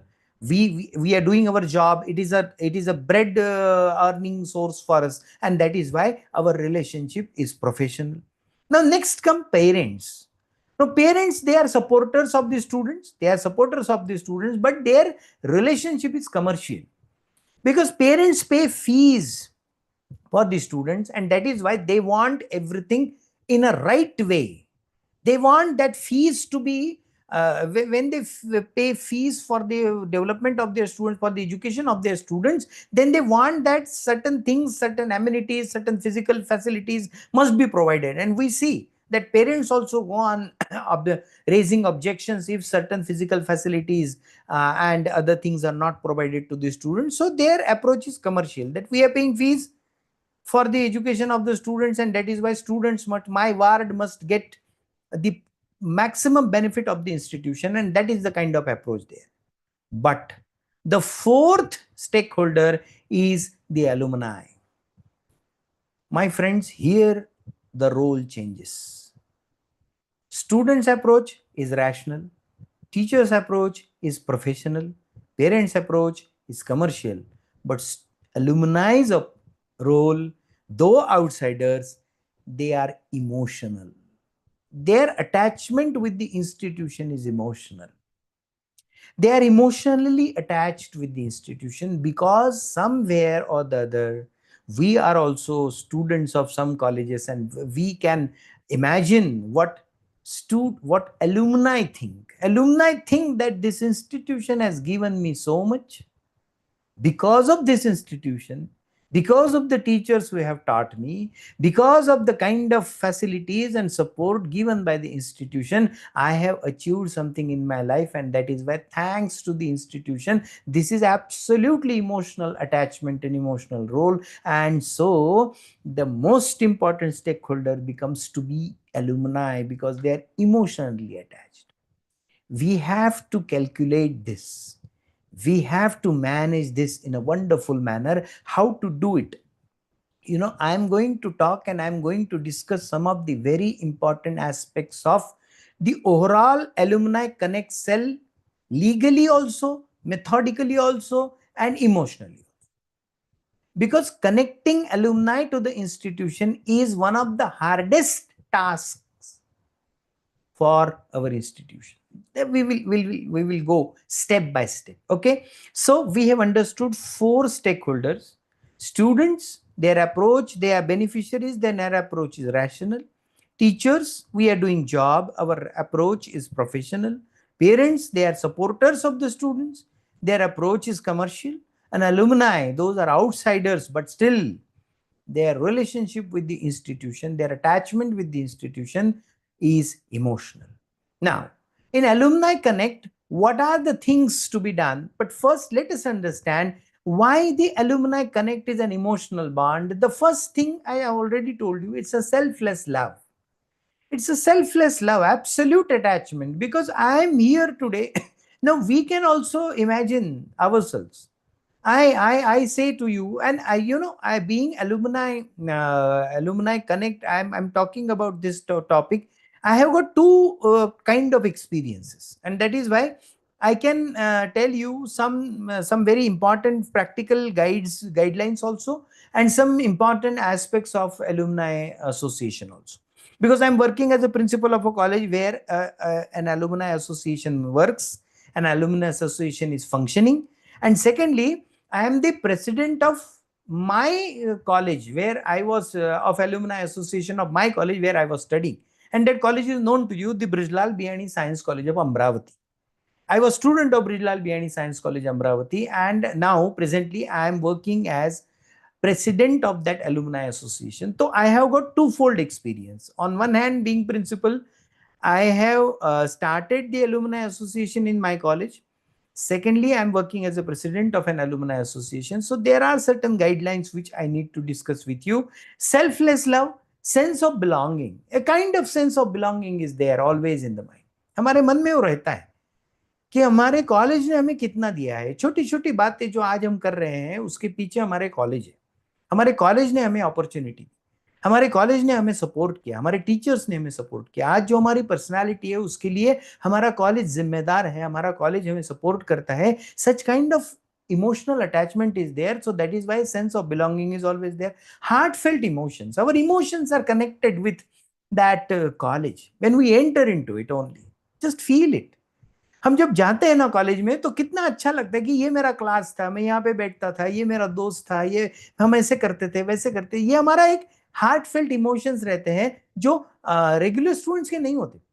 जो alumni बनते हैं ना तब उनके मन में वो emotions आते हैं, वो इमोशनल स्ट्रक्चर्स वो रहते हैं। अटैचमेंट इन ट्रू सेंस, ये सही मायने में अटैचमेंट है। तो उस अटैचमेंट को ही हमें, अब वो शब्द थोड़ा सा प्रैक्टिकली आपको अच्छा नहीं लगेगा, लेकिन उसको ही हमें कैश करना है। Cash in the sense that utilize करना है, कैश के बजाय यूटिलाइज शब्द यूज कर। We need to utilize such attachment in a true sense together when no identity existed. और ये क्यों है? क्योंकि हम लोग अपने कॉलेज में एक दूसरे के साथ, दोस्तों के साथ एक साथ उस वक्त थे जब हमारी आइडेंटिटी ही नहीं थी। We did not have any identity, nothing, no identity existed. We were only friends, we were only students. And that is why the bond of attachment, the bond of relations which were developed at that time, they are very strong bonds. They are really very strong bonds. And that is why that bond is to be materialized, that bond is to be strengthened, that bond is to be restructured, because that restructuring is necessary. Why it is necessary, I will tell you. But in Alumni Connect, these are the emotional aspect to be understood, that why we need to think from this point of view. Why need to, हमें क्यों ये Alumni Connect बहुत actively participate करने के लिए उनको activate करना चाहिए, इसका NEP के साथ भी क्या संबंध है, ये भी हम देखेंगे। तो ओवरऑल एक जनरल अजम्पशन हमारा जो है कि हमारा जो कनेक्ट है ना हमारे कॉलेज के साथ में जो होता है वो बहुत ही स्ट्रांग होता है, और इसलिए इन सारी चीजों के द्वारा हम एलुमनाई को अपने साथ जोड़ सकते हैं। ओके, एलुमनाई कनेक्ट सेल का मोडस ऑपरेंडी क्या होगी, ये अब हमें देखना है। क्या मोडस ऑपरेंडी, कैसे काम करता है एलुमनाई कनेक्ट सेल, और ये काम इतना जबरदस्त होता है। मैं इसका एग्जाम्पल भी आपको बताने वाला हूं, आपको मैं दिखाने वाला हूं कि किसी एक कॉलेज के एलुमनाई क्या कर सकते हैं, कितना बड़ा कंट्रीब्यूशन वो अपने कॉलेज के लिए दे सकते हैं। इसका एक छोटा सा एग्जांपल मैं आपको देने वाला हूं। हालांकि वो एग्जांपल बहुत बड़ा है, लेकिन वैसे छोटा सा है ना। एक बार एक न्यूज़पेपर की एक न्यूज में दिखाने वाला हूं आपको कि ये कितना इंपॉर्टेंट सब्जेक्ट है हमारे लिए। और इसलिए MMTTC संत गाडगे बाबा अमरावती यूनिवर्सिटी को हम थैंक्स देना चाहते हैं कि उन्होंने ये मौका दिया हमें कि समझ सके हम कि क्यों एलुमनाई। वो प्रिंसिपल बोलते हैं ना कि वो एलुमनाई का वो मीटिंग लो, वो कमिटी का काम करो, वो सब, तो वो क्यों ज्यादा एक्टिवेट करना चाहिए, इसका रीजन आज हमें पता चलेगा। तो वो हम देखेंगे। मोडस ऑपरेंडी का पहला स्टेप है कनेक्ट। 4C पे काम करने वाले 4C। तो ये 4C में पहला है कनेक्ट। तो how to connect it, let us see, let us go through the topic. Connect with all those are scattered. सब बिछड़ चुके हैं, सब अपने अपने रास्ते निकल गए हैं, सब अपने अपने रास्ते चले गए हैं। उनको कनेक्ट करना ये सबसे इंपॉर्टेंट काम हमारे लिए होता है। Formulation of connect is the big challenge, सबसे बड़ा challenge. The biggest challenge is to formulate the connect among the students who have left the college, because they have left the college in multiple directions, in multiple jobs, in multiple states, in multiple countries. So to connect them, it is the biggest task. But because all of them are scattered, busy with their own life, अब हम लोग भी जुड़ गए ना अपने अपने life में, हम इतने बिजी हो गए। अब देखिए, सोचिए आप, हम हमारे जीवन को ही एनालाइज करते हैं कि हम में से कितने लोग अपने जिस कॉलेज में हम पढ़ते थे उस कॉलेज में जा पाते हैं। नहीं जा पाते। कभी भी एक आध बार वो गेट टुगेदर होता है, आजकल बैच वाइज गेट टुगेदर वगैरह होने लगे हैं तो लोग मिलते हैं, लेकिन कहाँ हम जा पाते हैं, कहाँ हम समय निकाल पाते हैं। हमारी लाइफ बड़ी कॉम्प्लिकेटेड हो गई है आजकल, तो busy with their own life. तो इनको ढूंढना कैसे है? Okay, connect with the town may have been lost. अब ये मेरे कॉलेज से ये ज्यादा ये मेल खाता है। माइन इज अ महिला महाविद्यालय, इट्स अ वुमेन्स कॉलेज। तो हमें वुमेन्स कॉलेज होने की वजह से हमें और एक तकलीफ होती है कि वो लड़की जब शादी करके किसी दूसरे गांव, अब बहुत कम है जो अमरावती में है, दूसरी गांव में वो अगर चली जाती है तो उसका ये मैका जो है वहां के अगर कोई नहीं रहे तो उसका कनेक्ट ही छूट जाता है गांव से। से बच्चों बॉयज में भी हो जाता है कि कभी कभी वो गांव का कनेक्ट ही छूट जाता है, गांव में कोई नहीं है रिश्तेदार या घर ही नहीं रहा, सब शिफ्ट हो गए, तो वो गांव से कनेक्ट छूट जाता है, तो उसका वापस आना या यहाँ पर आना ये बहुत संभव नहीं होता है। तो that also is a big challenge for us to connect the students. और एक बात है कि no connect with the institution, और this is why, this is the main reason, हमारे सिस्टम में नहीं था ये। अब आप मानते होंगे कि ये नैक का असेसमेंट चालू होने के बाद में एलुमनाई एसोसिएशन, फिर उसको एलुमनाई के साथ में नैक के टीम की चर्चा और ये सारी चीजें शुरू हो गई, तब हमारा ये शुरू हुआ कि भाई चलो ये हमारे कॉलेज से जो पास आउट है उनको बुलाओ। बहुत कम कॉलेजेस थे, बहुत कम कॉलेजेस ऐसे थे कि जहां पर एक सिस्टम था कि जिस सिस्टम के माध्यम से हम लोग हमारे कॉलेज से जो स्टूडेंट्स पास आउट हैं उनसे कनेक्ट कर पाए, वरना उनको वो एक बार कॉलेज छोड़ के चले गए कि वो गए, कभी एक आध बार अगर गांव में आए तो फोटो निकालने के लिए आ जाते थे, लेकिन उसको उनको not only to just bring them for fun, it is to bring them in the mainstream of the development of the institution, and that is the job to be done. फर्क समझिए दोस्तों, हमें उनको सिर्फ गेट टुगेदर के लिए नहीं बुलाना है, हमें उनको हमारे इंस्टीट्यूशन के डेवलपमेंट के मेन स्ट्रीम में लाना है। तो इसलिए उसकी मेथड होनी चाहिए, इसलिए उसका प्रोसेस होना चाहिए, इसलिए उसका एक स्ट्रक्चर होना चाहिए। तो ये कनेक्ट अगर हमें करना है तो वो कनेक्ट करने के लिए हमारे पास कुछ मोडस ऑपरेंडी हो, तो उस मोडस ऑपरेंडी का अगला पार्ट है डेटा कलेक्शन एंड एनालिसिस। हमें डेटा कलेक्शन करना पड़ेगा, कई सारे कॉलेज में तो डेटा ही नहीं है। आज से 20-25 साल पहले पढ़े हुए स्टूडेंट्स का उसका एड्रेस कहां पर है, वो पुराने जमाने में वो लिखते थे कागज पे, वो बड़े बड़े रजिस्टर होते थे, उन रजिस्टर पे कहां लिखते थे, कौन कैसे लिखता था। अब वो रजिस्टर 25 साल या 30 साल पहले वाले किसी कबर्ड में रखे हुए हैं, अब वो ठीक है या नहीं है, ये सारा का सारा सिस्टम बड़ा कॉम्प्लिकेटेड हो जाता है। तो data collection, for example, if college has started, for example, in the year 1970, so right from 1970 to this year, the whole data of the students must be in a proper manner. So data collection and then analysis of that data, that how these addresses of the student, अब आज से 25 साल पहले तो mobile phone नहीं थे, आज हैं।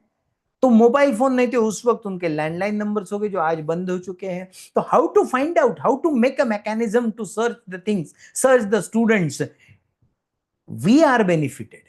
एक बात ये सब हो रहा है, लेकिन उसके साथ में we are benefited with one blessing, and that is the use of technology, the very upgraded versions of technology in which social media is playing an important role. With the help of social media, we can connect, we can formulate a connect with the people बहुत जल्दी, बहुत fast और बहुत अच्छी तरीके से हम लोग सोशल मीडिया के माध्यम से लोगों को कनेक्ट कर सकते हैं। ये हमारे जनरेशन का, ये हमारे आज के नए जमाने का एडवांटेज है। तो उसका एडवांटेज लेकर हमें डेटा कलेक्शन, ये सबसे इंपॉर्टेंट पार्ट होगा on the part of the institution. Data to be utilise batch wise, अब इसमें भी मेथड्स है ना, मैंने जैसा कहा कि हमें मेथोडिकली काम करना पड़ेगा। और किस तरह से बातें आज आपसे शेयर करने वाला हूं कि एक अच्छा कनेक्ट सेल, अगर एलुमनाई कनेक्ट सेल अगर डेवलप करना है तो हम लोगों को कितना डेडिकेटेडली उसमें काम करना पड़ेगा। ऐसे ही कर दिया, कमेटी प्रिंसिपल ने कर दी, फिर कमेटी अपना काम कर रही है, वो हो रहा है या नहीं हो रहा है, उसकी मीटिंग्स हो रही है नहीं हो रही, ये कुछ वो वैसा नहीं चलेगा। It is to be methodical, it must be methodical. So data to be utilise batch wise. So पहले तो डेटा कैसे कलेक्ट होगा, बैच वाइज कलेक्ट होगा। फाइनल ईयर की जो बैच होगी, जो 1973 में पास आउट हुई, तब से शुरू होगा, और हर साल जो बैच फाइनल ईयर में आएगी उस बैच को हम उस बैच के नाम से जानेंगे, 1973 बैच। दैट मींस 1973 जैसा शिवाजी साइंस कॉलेज है, तो 1973 batch means the students who have passed BSc from the college in the year 1973, that is 1973 batch. So then 1974 batch, 75 batch, likewise, all the data batch wise is to be created. The reason behind this is that the students are connected batch wise. हम एक college के students है, इसके बजाय वो हम इस batch के स्टूडेंट्स है, इस वर्जन से ज्यादा कनेक्ट होते हैं, क्योंकि वो एक क्लास में रहते हैं, वो एक क्लास वाले होते हैं। तो इसलिए उनको कलेक्ट जो करना है डेटा, वो हमें सोशल मीडिया के माध्यम से बैच वाइज कनेक्ट करना पड़ेगा। इसका फायदा होता है, आजकल स्कूल्स में भी ये बहुत ज्यादा शुरू हो गए। तो स्कूल्स में भी 10वीं की जो बैच होती है ना, 10वीं में जिस साल की बैच है उस बैच को उस साल के बैच के नाम से जाना जाता है। उसी तरह से हम ग्रेजुएशन को उस तरह से कैलकुलेट करेंगे, ग्रेजुएशन को उस तरह से नॉमेनक्लेचर रहेगा उस बैच का, and that way the collection is to be done. So data to be utilise batch wise. WhatsApp group, Facebook page उनके रहेंगे और व्हाट्सएप ग्रुप भी उनके बैच वाइज रहेंगे। So batch wise, you can make one person, one active person of that group, of that batch, as an admin of that particular group, and then ask him to find out the students and add to that group, so that such groups may be prepared, and group wise the whole bunch of alumni is gathered properly. They are structured in a proper manner. Okay, so that is the process of connecting. A strong team of the institution is needed for that. Very, very important suggestion. If you want to build a very strong alumni connect, there has to be one strong team of the institution dedicated for this singular purpose. ये इतना बड़ा काम है, लेकिन उससे फायदा बहुत बड़ा होता है, जिसके बारे में मैं आपको बताने वाला हूं। इसका फायदा बहुत ज्यादा है, लेकिन ये करने के लिए एक डेडिकेटेड टीम लगती है, जो टीम पूरी तरह से फोकस करके इस काम के ऊपर ध्यान दे, पूरी तरह से फोकस करके इस काम को समझने का प्रयास करे, और पूरी तरह से फोकस करके इसको रिस्ट्रक्चर करके इसका उनको उन सबको इंस्टीट्यूशन के मेन स्ट्रीम में लाए डेवलपमेंट के। So how to bring them in the mainstream of the development of the institution? One very strong team of the college is very much needed. So we have seen in the modus operandi the first part, that is to connect. First part is to formulate the connect. पहले तो connect हमें establish करना है, उसके modes मैंने आपको बताए। Data collection किस तरह से, preferably batch wise data collection हो, प्रेफरेबली बैच वाइज उनके ग्रुप्स हो, और then WhatsApp group, through WhatsApp group, Facebook, insta and what not. There are n number of social media platforms available. So out of one which is convincible and which is accessible to most of the people, maybe WhatsApp and maybe Facebook. So we can use them very properly in this direction and then formulate the groups. That is the first step. Okay. So I hope that first step is understood. We move to second. In modus operandi, second is to coordinate. अब इनको connect तो कर लिया हमने, अब इसका क्या करें? अब इसका किस तरह से स्ट्रक्चर उसका तैयार करें, क्योंकि कनेक्ट एक बार हो गए तो वो कनेक्शन जो है, वो बॉन्ड जो है, फिर से एक बार एस्टेब्लिश करने के बाद में उसको हमें यूटिलाइज करना है कॉलेज के डेवलपमेंट के लिए। तो वो कैसा करेंगे? उसके लिए है coordinate with alumni effectively. The first part is the alumni association. Formulate a legal alumni association, registered alumni association. देखिए, अलुमनाई का कंट्रीब्यूशन दो तरीके से होता है, एक तो पैसा और दूसरा है उनका actual participation.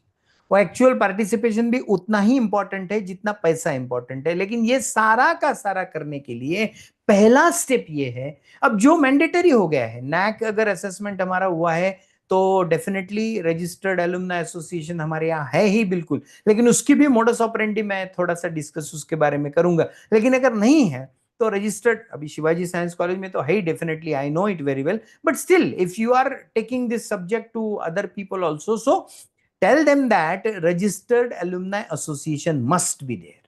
It should be properly registered through charity commissioner, number one. Second, effective and thoughtful constitution of that alumni association. अगर एसोसिएशन तैयार करनी है हमें, और अगर आने वाले कई सालों में उसको चलाना है, तो उसकी एक इफेक्टिव और थॉटफुल कॉन्स्टिट्यूशन होनी चाहिए, जिसके बारे में कॉलेज के कमिटी ने बहुत डीपली चर्चा करके उसको बनाना पड़ेगा।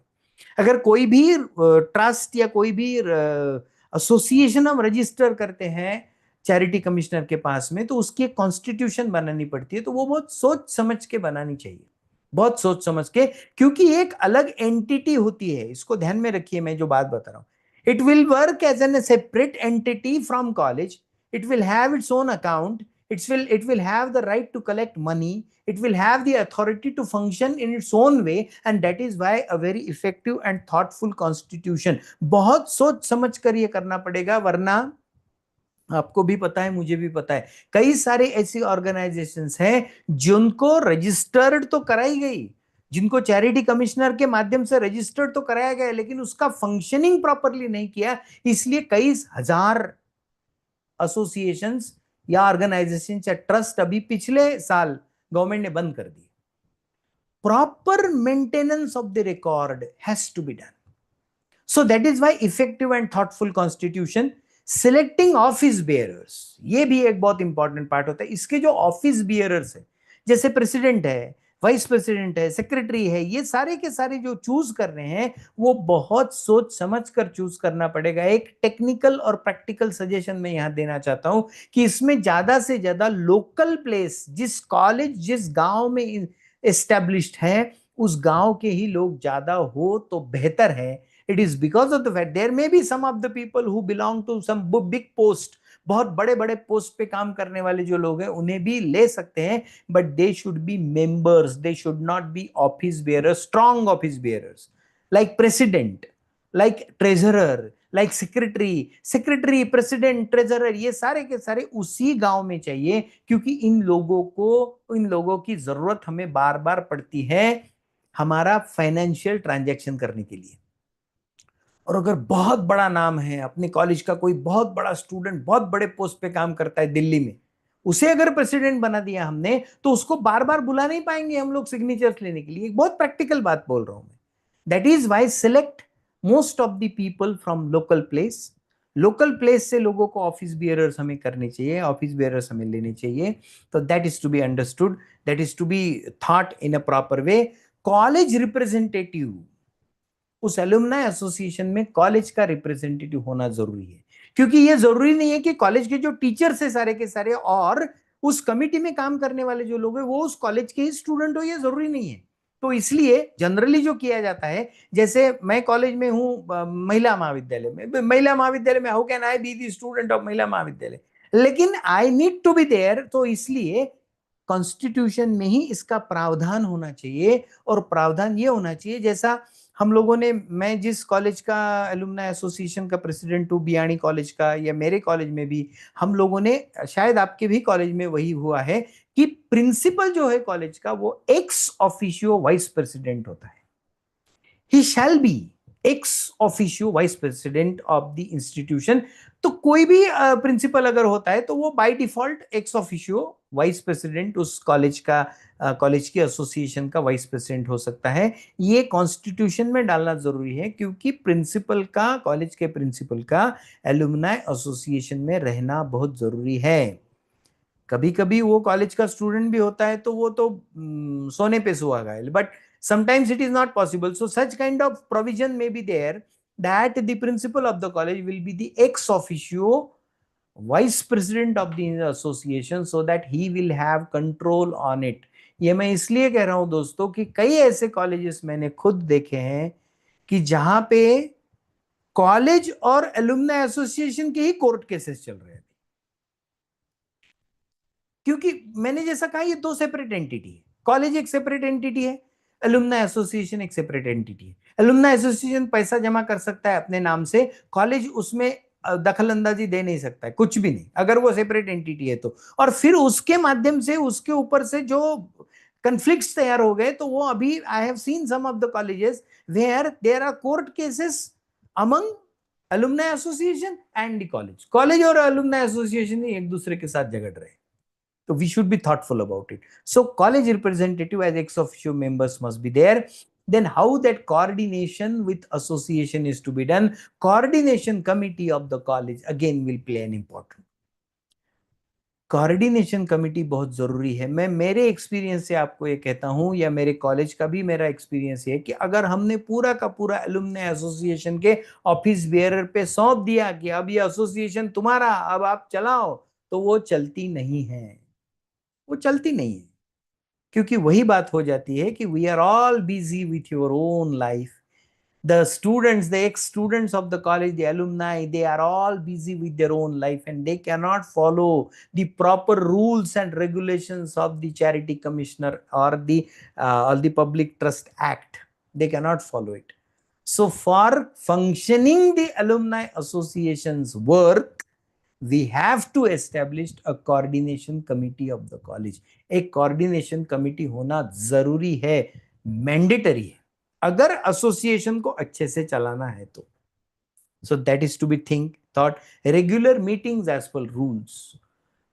आप ऑफिस वेयरर्स की जो एग्जीक्यूटिव काउंसिल होती है उसकी तो मीटिंग्स होनी चाहिए, साल में एक बार आपकी जनरल बॉडी मीटिंग होनी चाहिए. अब ये जनरल बॉडी के क्या क्या रूल्स रेगुलेशंस है, उनके अथॉरिटी क्या है, उनके उनके राइट्स क्या है, उनकी ड्यूटीज क्या है, ये मालूम होनी चाहिए हमें. एग्जीक्यूटिव काउंसिल का रोल क्या है, उनको कौन से निर्णय लेने की क्षमता उनमें है, या वो कौन से निर्णय ले सकते हैं, उनकी कैपेसिटी क्या है, वो देखना पड़ेगा हमें. ऐसी सारी रेगुलर मीटिंग, जैसे आपको ऑडिट करना है तो ऑडिट आपको जनरल बॉडी में प्रेजेंट करना पड़ेगा, आपको बजट जनरल बॉडी से मंजूर करना पड़ेगा, आपको मेंबर्स अगर लेना है तो जनरल बॉडी से लेना पड़ेगा, एग्जीक्यूटिव काउंसिल में वो पास करना पड़ेगा, फिर जनरल बॉडी मीटिंग में वो पास होगा. तो ये सारा जो फंक्शनिंग होता है ना एक प्रॉपर ऑर्गेनाइजेशन का, एसोसिएशन का, मैं ये इसलिए कह रहा हूं. Again, I am giving the same example that last year we have seen that the central government has taken initiative, and in only Maharashtra में, सिर्फ महाराष्ट्र में more than 20,000 registered organizations were cancelled. Their registration was cancelled. 20,000 से ज्यादा organisations के registration cancel कर दिए charity commissioner ने. क्यों कर दिए? क्योंकि वो प्रॉपर फंक्शनिंग नहीं कर रहे थे, जिसकी जो रूल्स है वो रूल्स फॉलो नहीं कर रहे थे. तो उसके प्रॉपरली मीटिंग्स होना, उसके मिनट्स लिखना, उसके मिनट्स में सारी जो चीजें हैं वो सब चीजें इंक्लूड होना, ये सारी बातें, और वो फिर ऑडिट, उसके मिनट्स, ये सारे के सारे चैरिटी कमिश्नर के पास सबमिट करना, ये सारा काम कॉलेज की कोऑर्डिनेशन कमेटी कर सकती है. और इसलिए coordination committee is one of the very important thing. Third thing, maintain transparency. पैसा जहां आता है वहां गड़बड़ होती है, बहुत बार हमने ये देखा है. It is very much necessary that once, वैसे तो रजिस्ट्रेशन के बगैर पैसा ले ही नहीं सकते, absolutely not. If you want to collect money for the development of the institution, if you want to urge your ex-students that they must contribute for the development of the institution monetarily, then the association must be registered. Without registration, you are not authorized to collect money. But once money is collected, then the responsibility doubles, because we have to maintain transparency. Transparency is to be maintained. उसका audit होगा, उसका budget रहेगा, budget के हिसाब से खर्चा होगा, हर head में कितना खर्चा करना है उसकी लिमिट्स होगी, उसके ऊपर कंट्रोल होगा. ऑडिट जब होगा तो वो कॉलेज के वेबसाइट पे जो एलुमनाई का टैब है उसमें रिफ्लेक्ट होगा. Make it possible to be seen by everybody. That is the kind of notion which is to be followed, that it should be 100% transparent. अगर मैं पैसे दे रहा हूं तो उस पैसों का खर्चा जो हो रहा है वो ट्रांसपेरेंटली हो रहा है, और उसको पब्लिश करना. आजकल तो टेक्नोलॉजी के हिसाब से हमें बहुत आसान हो गया कि go for audit of that particular organization and put it on website that everybody who has contributed in the development, monetary contribution those who have given, they will be able to see that how my money is expended. मेरा पैसा कैसे खर्चा हुआ, किस तरह से हुआ. ये ट्रांसपेरेंसी अगर मेंटेन करते हैं तो बहुत अच्छी ऑर्गेनाइजेशन चल सकती है, एलुमनाई एसोसिएशन भी चल सकती है. प्रॉपर अकाउंटिंग एंड एक्सपेंडिचर, जो बात मैंने आपको बताई, इसका प्रॉपर अकाउंटिंग होना चाहिए. अब वो कई बार कोऑर्डिनेशन कमेटी को ही पता नहीं रहता कि किस तरह से ये करना है, खर्चा करना है. आपको अगर मीटिंग्स में, छोटी सी बात मैं बताता हूँ कि if you are conducting meeting, there are certain expenditure which you need for the meeting. Meeting के लिए कुछ एक्सपेंडिचर लगेगा ना, तो मीटिंग एक्सपेंडिचर करके there should be head in your budget, get it passed through your general body meeting, so that executive is empowered to make the expenditure accordingly, and then after end of the financial year make the audit of that particular account and present it to general body meeting and tell them, show everybody that your money is expended in a perfect manner and accounting is done in a proper way. Accounting and expenditure has to be very proper. Who can do it? The coordination committee can only do it. अब आप अगर मैं president हूँ Biyani college alumni association का, मेरे पास समय नहीं है करने के लिए, तो वहां जो कोऑर्डिनेशन कमेटी है ना वो ये काम करती है. वो correctly they do everything and then they show it to me and then it is approved. So a very strong coordination committee is needed for maintaining the things in a very proper manner. Maintaining a record is the institution's responsibility. वैसे तो नियम के हिसाब से ये secretary का काम होता है, लेकिन अगर वो सेक्रेटरी किसी कॉलेज का प्रिंसिपल है, अगर वो सेक्रेटरी मुंबई में रहता है, उसको अपनी सेक्रेटरी बना दिया, तो वो कुछ मेंटेन नहीं करेगा और उसके बाद में उस एसोसिएशन का भवितव्य बड़ा, उसका जो भविष्य है वो बड़ा खतरे में हो जाता है, क्योंकि प्रॉपर मेंटेनेंस ही नहीं होता रिकॉर्ड। ये रिकॉर्ड मेंटेनेंस करने की जिम्मेदारी इंस्टीट्यूशन की है। 100% it is the responsibility of the institution to maintain the record of the meetings. Proper उसको रिकॉर्ड, मिनट्स कैसे लिखते हैं, किस तरह से मिनट्स को रिकॉर्ड किया जाता है, किस तरह से अलग अलग रिजोल्यूशंस को पास किया जाता है, कौन से रिजोल्यूशंस हमें लगते हैं, हमारे कॉन्स्टिट्यूशन में अगर किसी बात की चाहिए, मेंबरशिप कैसी होनी चाहिए, बहुत इंपॉर्टेंट बात है। किसे मेंबर करेंगे आप, कौन सी मेंबरशिप रहेंगी अलग अलग। आपको किसी एक व्यक्ति को, एक स्टूडेंट को अगर मेंबरशिप देनी है तो उसका क्राइटेरिया क्या होगा, कौन इलेक्शन में पार्टिसिपेट करेगा, कौन नहीं कर पाएगा, तो ये सारा का सारा देखना है। जैसे what we do in, I will give an example of my college. In my college what I do is that what we have, हमने एक पीयर मेंबरशिप ऐसी रखी है। पीयर मेंबरशिप यानी 5,000 से ऊपर, 5,000 तो लाइफ मेंबरशिप है, वो तो सिर्फ स्टूडेंट, जो महिला महाविद्यालय की जो महिलाएं स्टूडेंट थी उनके लिए एप्लीकेबल है, ओके। लेकिन कोई अगर बड़ा इंसान हमें डोनेशन देता है उस ऑर्गेनाइजेशन को, तो हम उसे पीयर मेंबरशिप देते हैं। अब ये पीयर मेंबरशिप क्या है? पीयर मेंबरशिप ये है कि for getting peer membership you have to donate more than 10,000 और more money, okay. By that way you can get the peer membership, but the person will not be allowed to participate in any kind of election, number one, and the person is not allowed to become the office bearer of the association, number two. ये लिखा है constitution में, ये लिखना पड़ेगा, ये constitution में लिखकर पास करना पड़ेगा, तभी हम इस तरह से पीयर मेंबरशिप दे सकते हैं, जिसे हम एक सम्मान की तरह से वो मेंबरशिप रहती है, लेकिन उनका पार्टिसिपेशन कहीं पर भी नहीं होता। वो इलेक्शन में पार्टिसिपेट नहीं कर सकते, वो किसी ऑफिस बियरर नहीं बन सकते।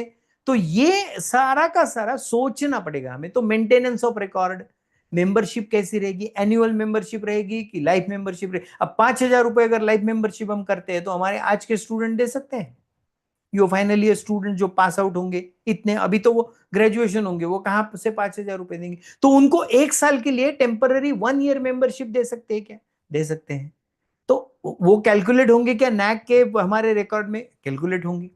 तो इस तरह से हमें मेंबर्स करके डिफरेंट काइंड्स उसके डिसाइड करने पड़ेंगे, उसके बाद में वो सारे के सारे कॉन्स्टिट्यूशन में बिठाने पड़ेंगे, and then we will be able to formulate it in a wonderful manner. So these are the important things to be understood with respect to alumni association. Alumni association को फॉर्मुलेट करने के लिए हमें इन सारी चीजों का ध्यान रखना पड़ेगा, then only it will be possible for us to coordinate it effectively with alumni. Okay, आगे बढ़ते हैं। Next part in modus operandi, the third part is to collaborate. अब 2 चीजें हमने की। पहले तो हमने कनेक्ट एस्टेब्लिश किया, बैच वाइज हमने स्टूडेंट्स को साथ में ले लिया, ओके। सेकेंडली हमने उसको कोऑर्डिनेट किया। How did we coordinate? We have coordinated it with the help of formulating an alumni association, registered alumni association. Then we have sincerely thought about the constitution, how it should be. Then we have taken care that there should be a college representation, that so that principal of the college may be the ex officio vice president of the organization. I'm giving just an example. तो इस तरह से college का connect भी रहा।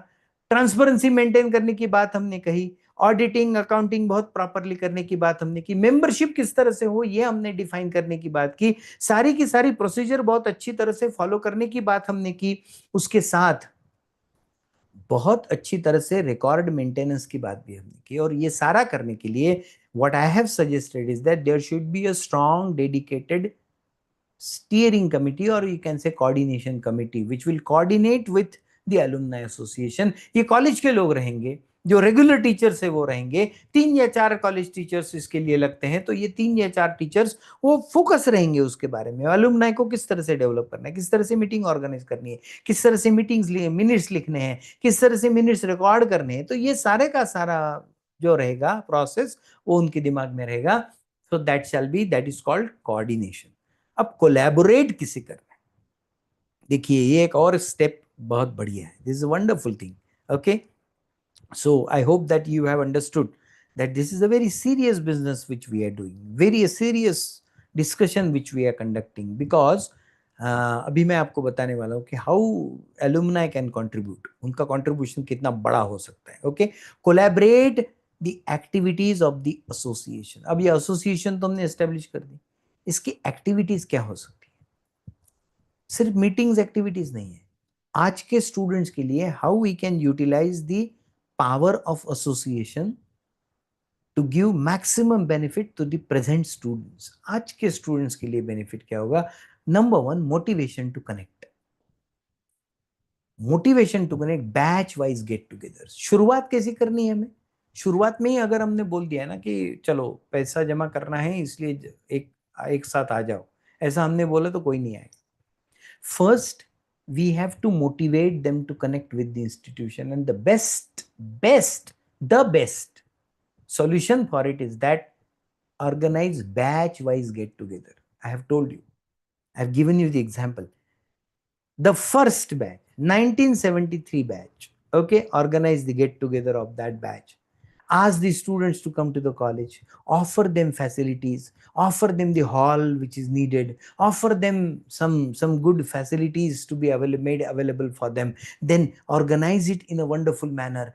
Ask them to sing, ask them to perform, ask them to take complete pleasure of being in college. So organize that. First thing to be done. Okay, batch wise get togethers. One concept, one day college. अब मैं यहाँ पर अभी अमरावती में हमारे institution में ये project हमने किया, वो स्कूल में थोड़ा ज्यादा सक्सेसफुल होता है, लेकिन कॉलेज में भी ये कर सकते हैं। मैं ये आइडिया आपको दे रहा हूँ, अगर आप कर सके तो बिल्कुल ये करना चाहिए, इट्स रियली वंडरफुल। हमने क्या किया, जैसे आप सबको मालूम है कि आई वर्क इन महिला महाविद्यालय विच इज रन बाय नूतन विदर्भ शिक्षण मंडल, ये हमारे संस्था का नाम है। तो हमारे संस्था में इस कॉलेज के साथ साथ स्कूल्स भी चलते हैं। तो हमारे यहाँ जो स्कूल है, न्यू है स्कूल मेन, बहुत बड़ा नाम इस स्कूल का पुराने जमाने में था, लेकिन मराठी मीडियम की स्कूल्स की क्या हालत है आपको मालूम है। एक छोटा सा एग्जाम्पल मैं आपको दे रहा हूँ, बहुत बढ़िया है, हम देखिए किस तरह से इसको कर सकते हैं। तो और ये हुआ है इसलिए मैं आपको दे रहा हूँ। अब ये जो स्कूल है न्यू स्कूल में, ये 1921 में एस्टेब्लिश हुआ। दादा साहेब खापर्डे जो अमरावती के बहुत बड़े स्वतंत्र सेनानी थे, उन्होंने उसको शुरू किया 1924। तो अभी 2024 में हमने इस स्कूल का सेंटेनरी ईयर सेलिब्रेट किया, 100 साल। और बहुत बड़े बड़े लोग, अमरावती के हमारे हनुमान व्यायाम प्रसारक मंडल के प्रधान सचिव प्रभाकर राव जी वैद्य, महाराष्ट्र के 2-3 मुख्यमंत्री, हमारे डायरेक्टर जनरल ऑफ पुलिस जो सूर्यकांत जोग साहब थे, सारे बड़े बड़े लोग इस स्कूल से पढ़े हुए। तो बहुत बड़ा नाम इस स्कूल का था, लेकिन मराठी मीडियम का स्कूल, और उसके बाद में फिर वो धीरे धीरे इंग्लिश मीडियम की तरफ सब वो चले जाते, और वो स्कूल का फिजिकल स्ट्रक्चर, फिजिकल इंफ्रास्ट्रक्चर, ये सब थोड़ा सा कम होते गया। हमने इस सेंटेनरी ईयर का फायदा कैसे किया? पहले तो हमने शुरुआत की कि सारे एल्युमनाइज को कलेक्ट किया, माझी विद्यार्थी सगळे गोळा केले शाळेचे, ते भरपूर जमा झाले, 5,000-6,000 पोरं गोळा झाले, खूप आधीपासून 1960-1950 यायच्यापासून। ओके, आणि मग आम्ही एक एक्टिविटी केली। नाउ लिसन टू दिस, मैं जो वन डे कॉलेज बोल रहा हूँ ना, बहुत सक्सेसफुल होती है। हमने वन डे स्कूल ऑर्गनाइज किया। एका रविवारी आम्ही कॉलेजच्या सगळ्या, त्या शाळेच्या सगळ्या स्टुडंट्सना बोलावलं शाळेमध्ये, आणि शाळेमध्ये बोलावलं म्हणजे विद्यार्थी बनून या असं सांगितलं। मोठा फन आहे तो, it's really it was enjoyed thoroughly. इतके जबरदस्त रिस्पॉन्स त्याला मिळाला की 1000 एक स्टुडंट आले, त्यातले काही स्टुडंट्स आजोबा झालेले आहेत, काही स्टुडंट 70 वर्षाचे, 72 वर्षाचे, 85 वर्षाचे असे स्टुडंट्स आहेत. ते सगळे शाळेमध्ये आले. काहींनी तर युनिफॉर्म शिवले. सध्याची जी युनिफॉर्म आहे ती युनिफॉर्म उत्साह प्रचंड होता. का होता? मी पहिल्या स्लाइडमध्ये तुम्हाला सांगितलं, स्टुडंट्स हे कॉलेजशी किंवा शाळेशी इमोशनली अटॅच्ड असतात. It is an emotional attachment. ते सगळे स्टुडंट्स आले. मग त्यांची शाळा भरली. बघा, त्यांची शाळा भरली, प्रार्थना झाली, सगळे रांगेत उभे राहिले, प्रार्थना झाली. प्रार्थना झाल्यानंतर ते आपापल्या पिरियडमध्ये गेले, वर्गामध्ये गेले. फॉर्च्युनेटली त्या शाळेची बिल्डिंग अजूनही तशीच असल्यामुळे त्यांना त्यांचे वर्ग आठवत होते. आपण कोणत्या वर्गात बसत होतो, कोणते सर शिकवत होते. आम्ही त्यांना शिकवणारे जे सर लोक जिवंत आहेत त्यांनाही बोलवलं, तेही आले. पिरियड झाले, मधली सुट्टी झाली, त्याच्यामध्ये डबे खाल्ले त्यांनी, ग्राउंडवर जाऊन गेम खेळले. It was such a wonderful gathering, it was such a wonderful show, it was such a wonderful connect. मी पुढचं सांगतोय बघा काय आहे ते. आणि याच अशा इमोशनल मोमेंटवर, याच अशा इमोशनल अटॅचमेंटच्या दिवशी, वन डे कॉलेज जसं मी म्हटलं, त्या दिवशी आम्ही त्या सगळ्या स्टुडंट्सना सांगितलं की शाळेला तुमची गरज आहे, शाळेला तुमची गरज आहे. तर आपल्याकडे कॉलेजमध्ये थोडंसं वेगळं होतं. ते काय होतं ते मी सांगेन, पण आम्ही जे केलं ते ऐकून घ्या. आम्ही काय केलं, आम्ही त्यांना सांगितलं शाळेला तुमची गरज आहे. आणि गरज अशी आहे की शाळेमध्ये मराठी मीडियमचे विद्यार्थी येतात, इंग्लिश मीडियमकडे जातात सगळे लोक, पैसा तिथे देतात, इथे फी पण देत नाही. त्यामुळे शाळेचं फिजिकल इन्फ्रास्ट्रक्चर डेव्हलप करण्याची गरज आहे. संस्था ते सध्या तसं करू शकत नाही. त्यामुळे तुम्ही ती मदत करावी अशी विनंती त्या दिवशी केली आम्ही विद्यार्थ्यांना, ज्या दिवशी ते इमोशनली इतके कनेक्ट झाले होते. त्याचा फायदा काय झाला मी तुम्हाला सांगतो. त्या सगळ्या विद्यार्थ्यांनी ठरवलं की आपण शाळेची स्थिती बदलवायची, आपण बदलून पाहू. आणि या स्टुडंट्सच्या माध्यमातून मला तो आकडा सांगताना देखील आनंद होतो. 2 दिवसामध्ये, listen to it very carefully, 2 दिवसामध्ये त्या शाळेच्या माजी विद्यार्थ्यांनी 60 लाख रुपये गोळा केले. 60 lakh rupees they have collected and they have donated it to the school. Mug next step he responsibility होती शाळेच्या कोऑर्डिनेशन कमिटीची की ते सगळे पैसे प्रॉपरली खर्च करायचे. ते तसे खर्च करण्यात आले. गेल्या 1 वर्षामध्ये आज न्यू हायस्कूल मेन या शाळेमध्ये, ज्या शाळेमध्ये अतिशय गरीब घरचे पोरं की ज्यांना कुठेच ऍडमिशन मिळत नाही असे पोरं यायचे, त्या शाळेमध्ये आज 2 स्मार्ट क्लासरूम्स आहेत, एअर कंडिशन्ड स्मार्ट क्लासरूम्स. त्या शाळेमध्ये 20 किलोवॅटचं सोलर पॅनल लागलेले आहेत, सोलर सिस्टीम बसलेली आहे की ज्या शाळेची सगळी गरज आता त्या सोलर मधून निघते. 1 रुपयाचं बिल येत नाही. त्या शाळेमध्ये एक सुंदर अतिशय देखणी अशी कम्प्युटर लॅब तयार झालेली आहे. त्या शाळेमध्ये जिम तयार झालेला आहे. त्या शाळेमध्ये टाईल्स लागल्या, सगळ्या नवीन फर्निचर आलेलं आहे. या 60 लाखामधून असा सगळा खर्च केला. त्याचा बेनिफिट काय झाला मी तुम्हाला सांगतो. विषयांतर होत नाहीये, मी तेच सांगतोय. बेनिफिट त्याचा हा झाला की मागच्या वर्षी 5व्या वर्गाच्या 12 ऍडमिशन झाल्या होत्या ज्या शाळेमध्ये, फक्त त्या शाळेमध्ये या वर्षी 62 ऍडमिशन झाले. 62 admission, such a rise that parents have understood that yes, this school, this Marathi medium school also providing wonderful physical infrastructure, and that is why my child must get admission to that school, and that is why admissions graph rose. It could only happen because of the contribution of the alumni of that school. What I am trying to say is that it is our responsibility to formulate such connect. हा emotional connect साठी activities लागतात. नाही तर association तयार होते पण ते वर्षभर एकमेकाचं तोंड पाहत नाहीत. असं जर झालं तर असोसिएशन काम करू शकणार नाही. तुम्हाला सगळ्यांना, विशेषतः शिवाजी सायन्स कॉलेजच्या सगळ्या आज या ग्रुपमध्ये असणाऱ्या प्राध्यापकांना अभिमान वाटेल. मला तर अभिमान वाटतोच, पण तुम्हालाही वाटेल. ते नाव मी तुम्हाला सांगतो की 1975 ची बॅच होती न्यू हायस्कूल मेनची. त्या बॅचला तुमच्या शिवाजी एज्युकेशन सोसायटीचे सन्माननीय सचिव प्राचार्य व्ही जी ठाकरे सर होते, जे आज तुमचे सचिव आहेत, माझे मार्गदर्शक आहेत. ते त्या 75च्या बॅचमध्ये होते. त्या बॅचनी 6.5 लाख रुपये गोळा केले आणि त्याच्यामधून एक सुंदर स्मार्ट क्लासरूम तयार करून दिली शाळेला. These kind of things are very much important. But how they could do it? They did it because of that emotional connect which was formulated. So such activities may be there. Meetings with retired teachers. किती वेळा retired टीचर्सना आपण बोलावतो. Retired झालेल्या टीचर्सना बोलवून त्यांचा student सोबत भेट घडवून आणणे, अशा पद्धतीच्या ऍक्टिव्हिटीज, या सगळ्या इमोशनल आणि छान फॅमिली स्ट्रक्चर मधल्या ऍक्टिव्हिटीज आहेत, पण त्या करणं गरजेचं आहे. कारण तो कनेक्ट फॉर्म्युलेट करायचा आहे आपल्याला. कारण त्या कोलॅबरेशन मधून पुढे काय घडतं हे महत्वाचं आहे, ते आपल्याला करून पाहायचं आहे. Cultural programme exclusively for एल्युमनाय.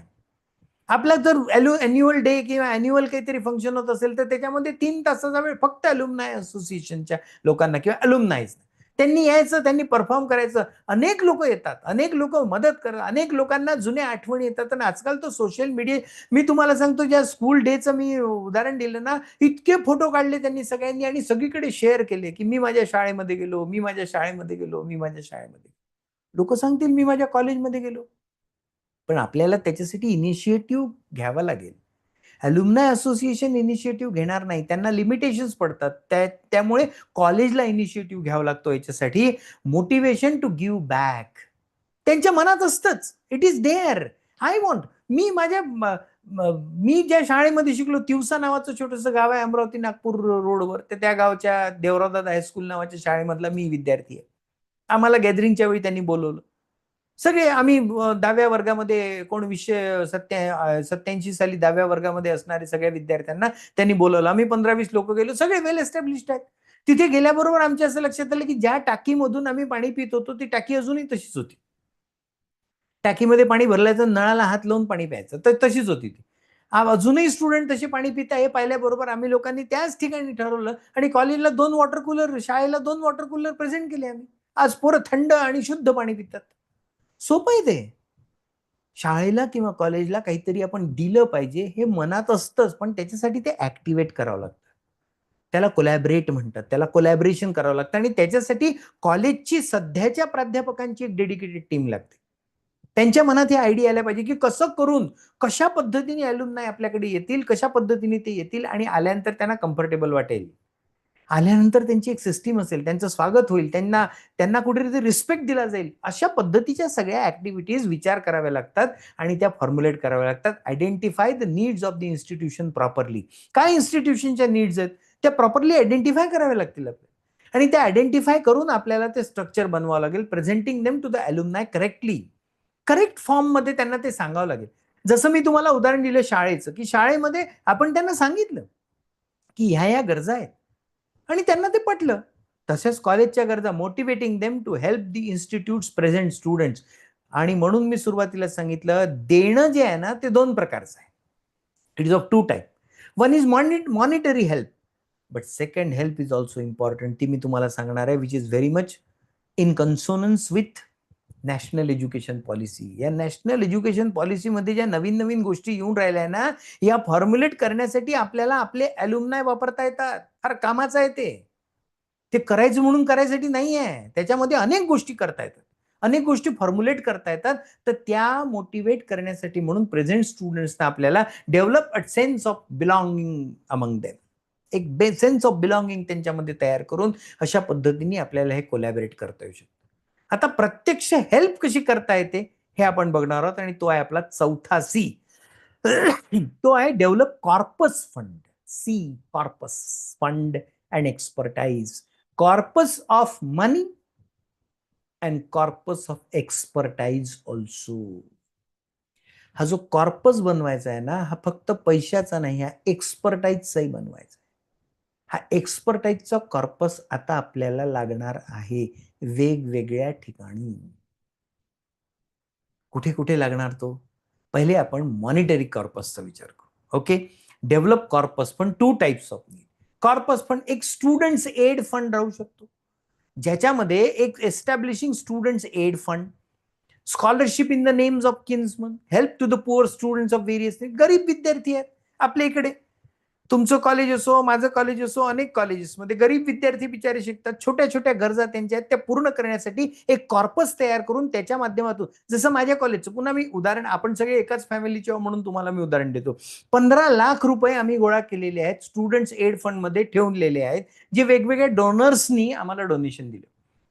ते फिक्स डिपॉझिट केलेलं आहे, त्याच्या व्याजातून आम्ही 2 प्रकारे मदत करतो. जो मदत देणार आहे, समजा कोणी 1 लाख रुपये, प्रवीण पोटे पाटील जे आपले आमदार आहेत, त्यांनी आम्हाला 1 लाख रुपये दिले. आता आम्ही कसे खर्च करतो ते 1 लाख रुपये देतानाच आम्ही त्यांच्याकडून पत्र घेतलं की 50,000 रुपयाचं व्याज हे गरीब विद्यार्थ्यांना जसजशी गरज येईल तसं आम्ही वाटू, आणि उरलेले 50,000 त्यांच्या आईच्या किंवा वडिलांच्या नावाने स्कॉलरशिप देऊ. 2 प्रकार आहेत.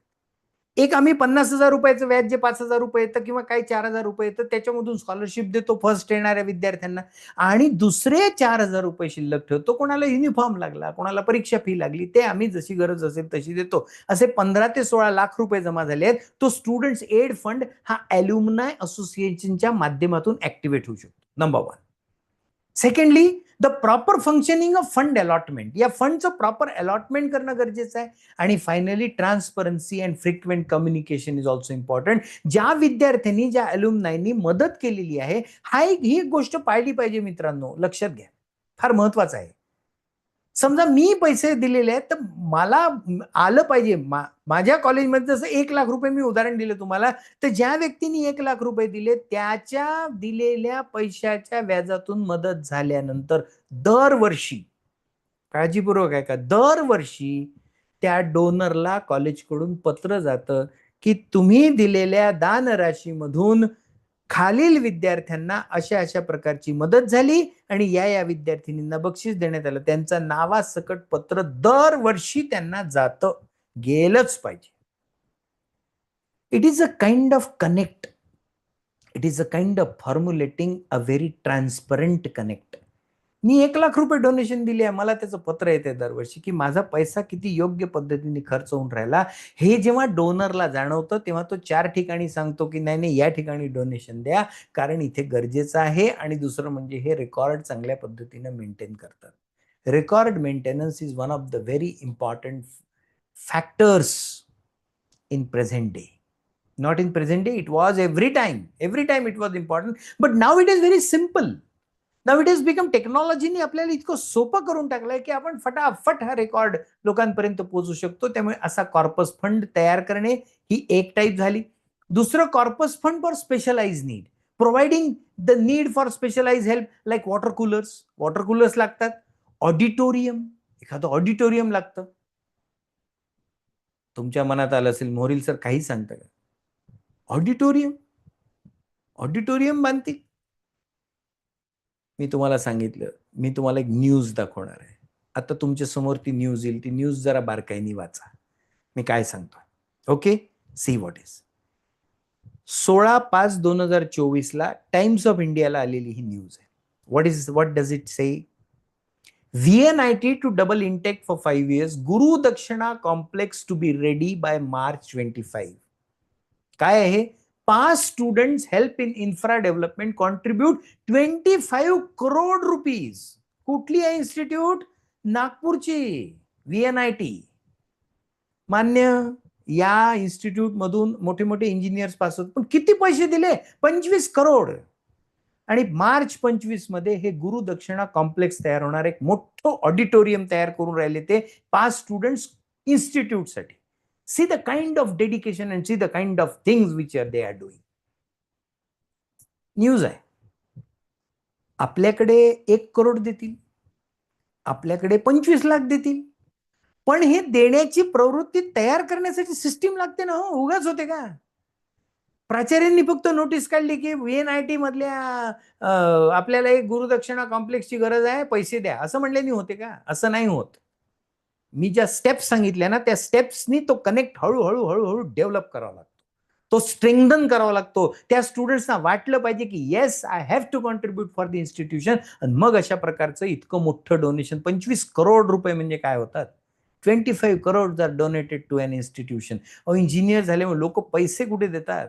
आज त्या स्टुडंट्सनी पैसे दिले म्हणजे त्यांना किती पॉवरफुली ऍक्टिव्हेट केलं असेल, किती पॉवरफुली त्यांना कनेक्ट केलं असेल बघा. जे उदाहरण सांगतोय ना, याच्यासाठी महत्वाचं आहे की असा कनेक्ट आपल्याला जर फॉर्म्युलेट केला तर विद्यार्थ्यांना देण्याची इच्छा असते, प्रचंड इच्छा असते त्यांच्या मनामध्ये. फक्त त्यांना काय हवं असतं की it is properly utilised and it is giving too much benefit to the students. सध्याच्या स्टुडंट्सना बेनिफिट मिळतो आहे असा भाग जर निर्माण केला तर मग आपल्या स्पेशलाइज नीड्स पूर्ण होऊ शकतात. जसं वॉटर कूलर आहे, ऑडिटोरियम आहे, स्मार्ट क्लासरूम्स आहे, प्रोजेक्टर्स आहेत, कम्प्युटर्स आहेत, तिथे लागतच, सोलर पॉवर आहे एवढी मोठी, हे देखील केलं जाऊ शकतं. फक्त हे प्रॉपरली त्या स्टुडंट्स पर्यंत पोहोचणे, त्या असोसिएशनला ऍक्टिव्हेट ठेवणे, असोसिएशनच्या मेंबर्सना वारंवार कॉलेजमध्ये बोलवण्यासाठी वेगवेगळ्या क्रिएटिव्ह ऍक्टिव्हिटी, मी तर तुम्हाला 4-5च सांगितले, पण अतिशय क्रिएटिव्ह ऍक्टिव्हिटी तयार कराव्या लागतात, जेणेकरून स्टुडंट्स येतीलच कॉलेजमध्ये. आणि ते जेव्हा येतील तेव्हा त्यांना इमोशनली आपण अपील करून त्यांचा तो कनेक्ट फॉर्म्युलेट करण्याचा प्रयत्न जर केला तर अशा प्रकारे कॉर्पस डेव्हलप होऊ शकतो आणि मोठं डोनेशन आपल्याला मिळू शकतं कॉलेजच्या डेव्हलपमेंटसाठी. हा झाला एक भाग पैशाचा, तो आहेच, अगदी स्पष्ट बोलण्याचा विषय आहे. टाकाला जाऊन भांड लपवायचं नाहीये, पैसा मागायचाच आहे, 100% मागायचा. समाजातूनच पैसा गोळा होत असतो. चांगलं काम करायचं असेल तर समाजातूनच पैसा गोळा होईल, कुठून होईल? नाही तर सरकारकडे काही फंक्शन असतं का याच्यासाठी? काही आपण गोळा करू शकतो. पण याचा दुसरा देखील भाग महत्वाचा आहे, तो मला अजून जास्त महत्वाचा वाटतो, especially on the backdrop of national education policy. What is that? Develop the corpus expertise. आपल्याला कॉर्पस एक्सपर्टाईज डेव्हलप करता येतं. कसं आहे ते corpus expertise? Corpus expertise direct help, number 1, involving expert alumni in delivering skill components. आपल्याला तर skills शिकवायचे आहेत विद्यार्थ्यांना, आणि स्किल्स शिकवताना अडचणी होते आता, जी सगळीकडे होते आहे. म्हणजे I don't say, but let us accept it. आताचे जे शिक्षक तुम्ही आम्ही आहोत, जसं मी फॉर एक्झाम्पल, मी आहे इंग्लिशचा teacher, I am a teacher of English.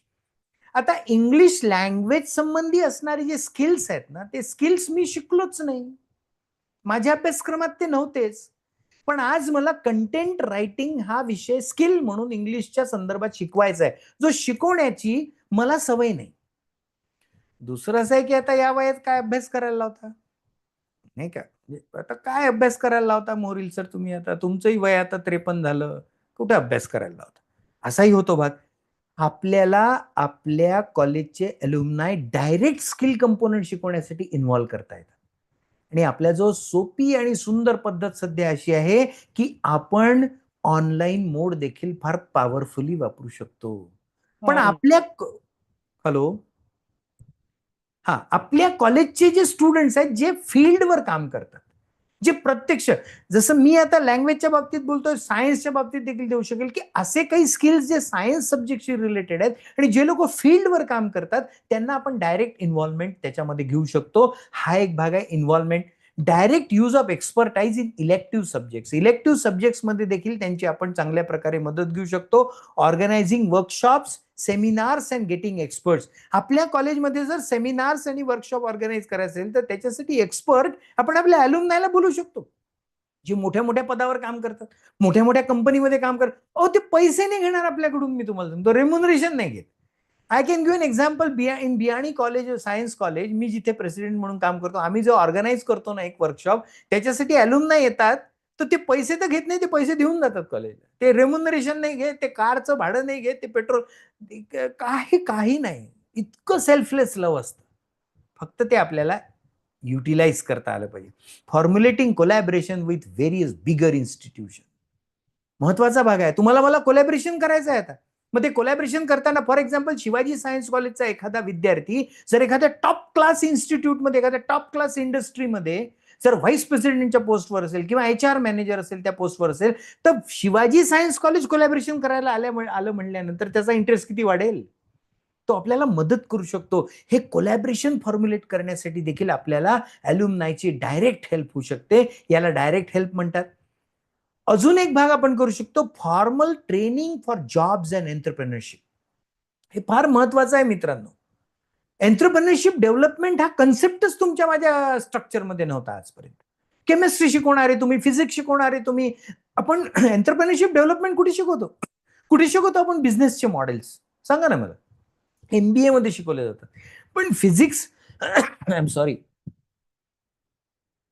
Physics शिकणारा एखादा जर स्टुडंट असेल, त्यांनी जर एखादं मॉडेल बनवलं, त्याचं त्याला स्टार्टअप करायचं आहे, ते स्टार्टअप कन्वर्ट करायचं त्याला एखाद्या बिझनेस मॉडेलमध्ये आणि त्याचा बिझनेस सुरू करायचा. याच्यासाठी बँकिंग असेल, मार्केटिंग असेल, हे स्ट्रक्चर त्याला कुठे शिकता येतं? आपल्या अभ्यासक्रमात आहे का ते? आता आपल्याला NEP मध्ये मल्टी डिसिप्लिनरी अप्रोच मध्ये ते ऍड करता येतं. पण हे शिकवायला टीचर्स कुठून आणायचे? आपले अल्युमनाय मदत करू शकतात त्याच्यामध्ये. डायरेक्ट इंडस्ट्रीमध्ये काम करणारे लोक, हे formal training of job and entrepreneurship development programme आपल्याला करता येऊ शकतो, तो कंडक्ट करता येईल. कॉर्पस एक्सपर्टाईज, इनडायरेक्ट हेल्प कशी राहू शकते? Getting help for OJT, on job training. किती महत्वाचं आहे. आता तुमच्या माझ्या स्टुडंट्सना डायरेक्ट ऑन जॉब ट्रेनिंग द्यायचं आहे आपल्याला, आपल्या NEPच्या फॉर्म्युलेशन मध्ये आलेल्या आहे, NEPच्या स्कीम मध्ये. मग आपल्या शिवाजी सायन्स कॉलेजच्या एखाद्या विद्यार्थी एखाद्या कंपनीमध्ये, त्याला जर आपण रिक्वेस्ट केली की माझ्या पोरांना पाठवतो 8 दिवस 10 दिवस, तो आनंदाने घेईल, तो आनंदाने मदत करेल, तो विद्यार्थ्यांना ट्रेनिंगसाठी इन्व्हॉल्व करेल. त्याचा बेनिफिट असा होणार आहे की त्या कंपनीमध्ये जर रिक्रुटमेंट होणार असेल तर त्या कंपनीमध्येच ट्रेनिंग आणि घेऊन तयार झालेले स्टुडंट्स लवकर जॉबला लागू शकतील. बेनिफिट मिळतो त्याने. पण त्याचा आपला कनेक्ट असला पाहिजे ना, त्याला कुठेतरी आत्मीयता वाटली पाहिजे की माझं कॉलेज मला बोलावते, माझ्या कॉलेजचे टीचर्स माझ्याशी बोलतात, मी आलो कॉलेजमध्ये तर माझा सन्मान करतात. त्याच्यासाठी एक फंक्शनिंग लागेल, त्याच्यासाठी कोऑर्डिनेशन कमिटी लागेल. मी जे सुरुवातीपासून सांगत आलो ते हे आहे. अल्युमनाय असोसिएशन कडून जर आपल्याला एक्सपर्टाईज किंवा हे सगळं डेव्हलप करायचं असेल ना, तर त्याच्यासाठी एक स्ट्रॉंग टीम लागेल. प्लेसमेंट्स फॉर द इन्स्टिट्यूशन महत्वाचा भाग आहे. तुम्हाला मला प्लेसमेंट करून घेण्यासाठी आपल्याला, आणि याच्यासाठी फार महत्वाचं असं आहे की ती जी मदत मी जे इथे म्हटलं ना, formal training of jobs and entrepreneurship, फार महत्वाचं आहे ते. कारण इंडस्ट्रीमध्ये किंवा कुठल्याही सायन्स, मी इंडस्ट्री आणि हे सगळं यासाठी बोलतो की I am talking to the most of the teachers are from science college. आणि म्हणून मी सांगतोय की इंडस्ट्रीमध्ये जी नवीन टेक्नॉलॉजी वापरली जाते, तुम्ही आम्ही तुमचे आमचे करिक्युलम डेव्हलपमेंटच तर हळूहळू चालतात. प्रोसेस कशी आहे आपली? स्लो आहे. आपण, आणि हे ऍक्सेप्ट करायला काहीच प्रॉब्लेम नाही. I had also work as a dean of the faculty of humanities in university. मी तिथे काम केलंय, मला माहिती आहे. त्याच्यात काही दोष नाही कोणाचा. ती सिस्टीमच तशी आहे की ती गोष्ट पटपट पटपट पुढे सरकतच नाही, त्याला वेळ लागतो. कारण अथॉरिटीज आहेत, त्या सगळ्या अथॉरिटीजच्या माध्यमातून ते सगळं आणावं लागतं, त्यामुळे ते अडचण होते. पण त्यांनी काय होतो, त्यांनी तो लॅग येतो. काय लॅग आहे? लॅग असा आहे की मी तुम्हाला एक उदाहरण सांगतो. I give an example. माझा मामे भाऊ औरंगाबादच्या, ज्याला आपण आता संभाजीनगर म्हणतो, तिथल्या एका मोठ्या कंपनीमध्ये व्हाईस प्रेसिडेंट म्हणून काम करतो. तो औरंगाबादच्या गव्हर्नमेंट इंजिनिअरिंग कॉलेजचा स्टुडंट आहे. त्या इंजिनिअरिंग कॉलेजच्या अकॅडमिक काउन्सिलवर त्यांनी घेतलं. एक एक्सपर्ट म्हणून, इंडस्ट्री एक्सपर्ट म्हणून त्याला त्यांनी घेतलं. त्याचा अनुभव मी तुम्हाला सांगतो. तो त्या अकॅडमिक काउन्सिलच्या मीटिंगमध्ये गेला आणि ज्या दिवशी तो पहिली मीटिंग होती त्या मीटिंगमध्ये नवीन वर्षाचं करिक्युलम इंट्रोड्यूस होणार होतं. नवीन वर्षाचं करिक्युलम इंट्रोड्यूस होणार होतं. हा तिथे गेला, त्यांनी ते सगळं पाहिलं आणि त्याच्यानंतर त्यांनी तिथे व्हाईस चान्सलर सरांना सांगितलं की मला एक 10 मिनिटं तुम्ही बोलू द्या. ते म्हणे बोला. आता हा मोठा पोस्टवर आहे तो, त्यामुळे त्याचा तिथे छान त्याला ते संधी मिळाली. त्यांनी काय सांगावं? त्यांनी हे सांगितलं की आता फर्स्ट इयरला इंजिनिअरिंगला तुम्ही जे टेक्नॉलॉजी आणि ज्या काही टेक्नॉलॉजी बेस्ड करिक्युलम इंट्रोड्यूस करता आहात, ही टेक्नॉलॉजी आणि ह्या सगळ्या गोष्टी इंडस्ट्रीच्या स्ट्रक्चर मधून 1 वर्षात गायब होणार आहेत. बघा मी काय सांगतो, 1 वर्षात त्या संपत आहेत म्हणे. आम्ही नवीन टेक्नॉलॉजी आणून याला रिप्लेस करतोय. तर ते नेमकं काय होतं मला ते सांगता येणार नाही, पण आता तुमच्या लक्षात आलं असेल की एक सिस्टीम ज्या सिस्टीमला आपण इंट्रोड्यूस करतोय करिक्युलम मध्ये, त्यांनी सांगितलं ही सिस्टीम 1 वर्षामध्ये आम्ही आउटडेटेड म्हणून डिक्लेअर करणार आहोत. We have already replaced this system with new system. You are introducing the old system.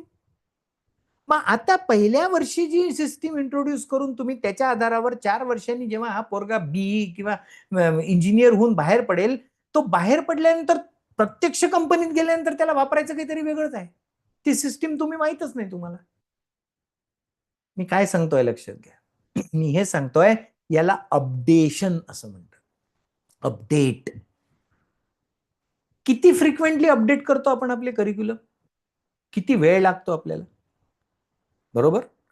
आपल्याला तर आपलं ओपन इलेक्टिव्ह घ्यावे का, ते कसे घ्यावे की कॉलेजला घ्यावे का, युनिव्हर्सिटीने द्यावे का काय करावं आपलंच आपल्याला समजत नाही. आपण सगळे फॅमिली मधले आहोत म्हणून मी म्हणतो तो गोंधळ होतो.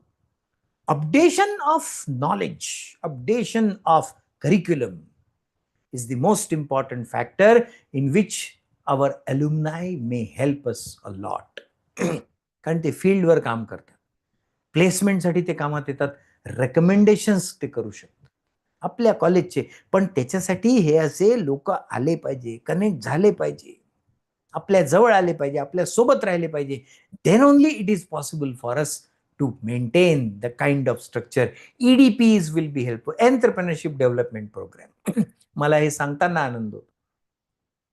We do it in Brijlal Biyani Science College. Entrepreneurship Development Program exclusively funded by Alumni Association. Exclusively.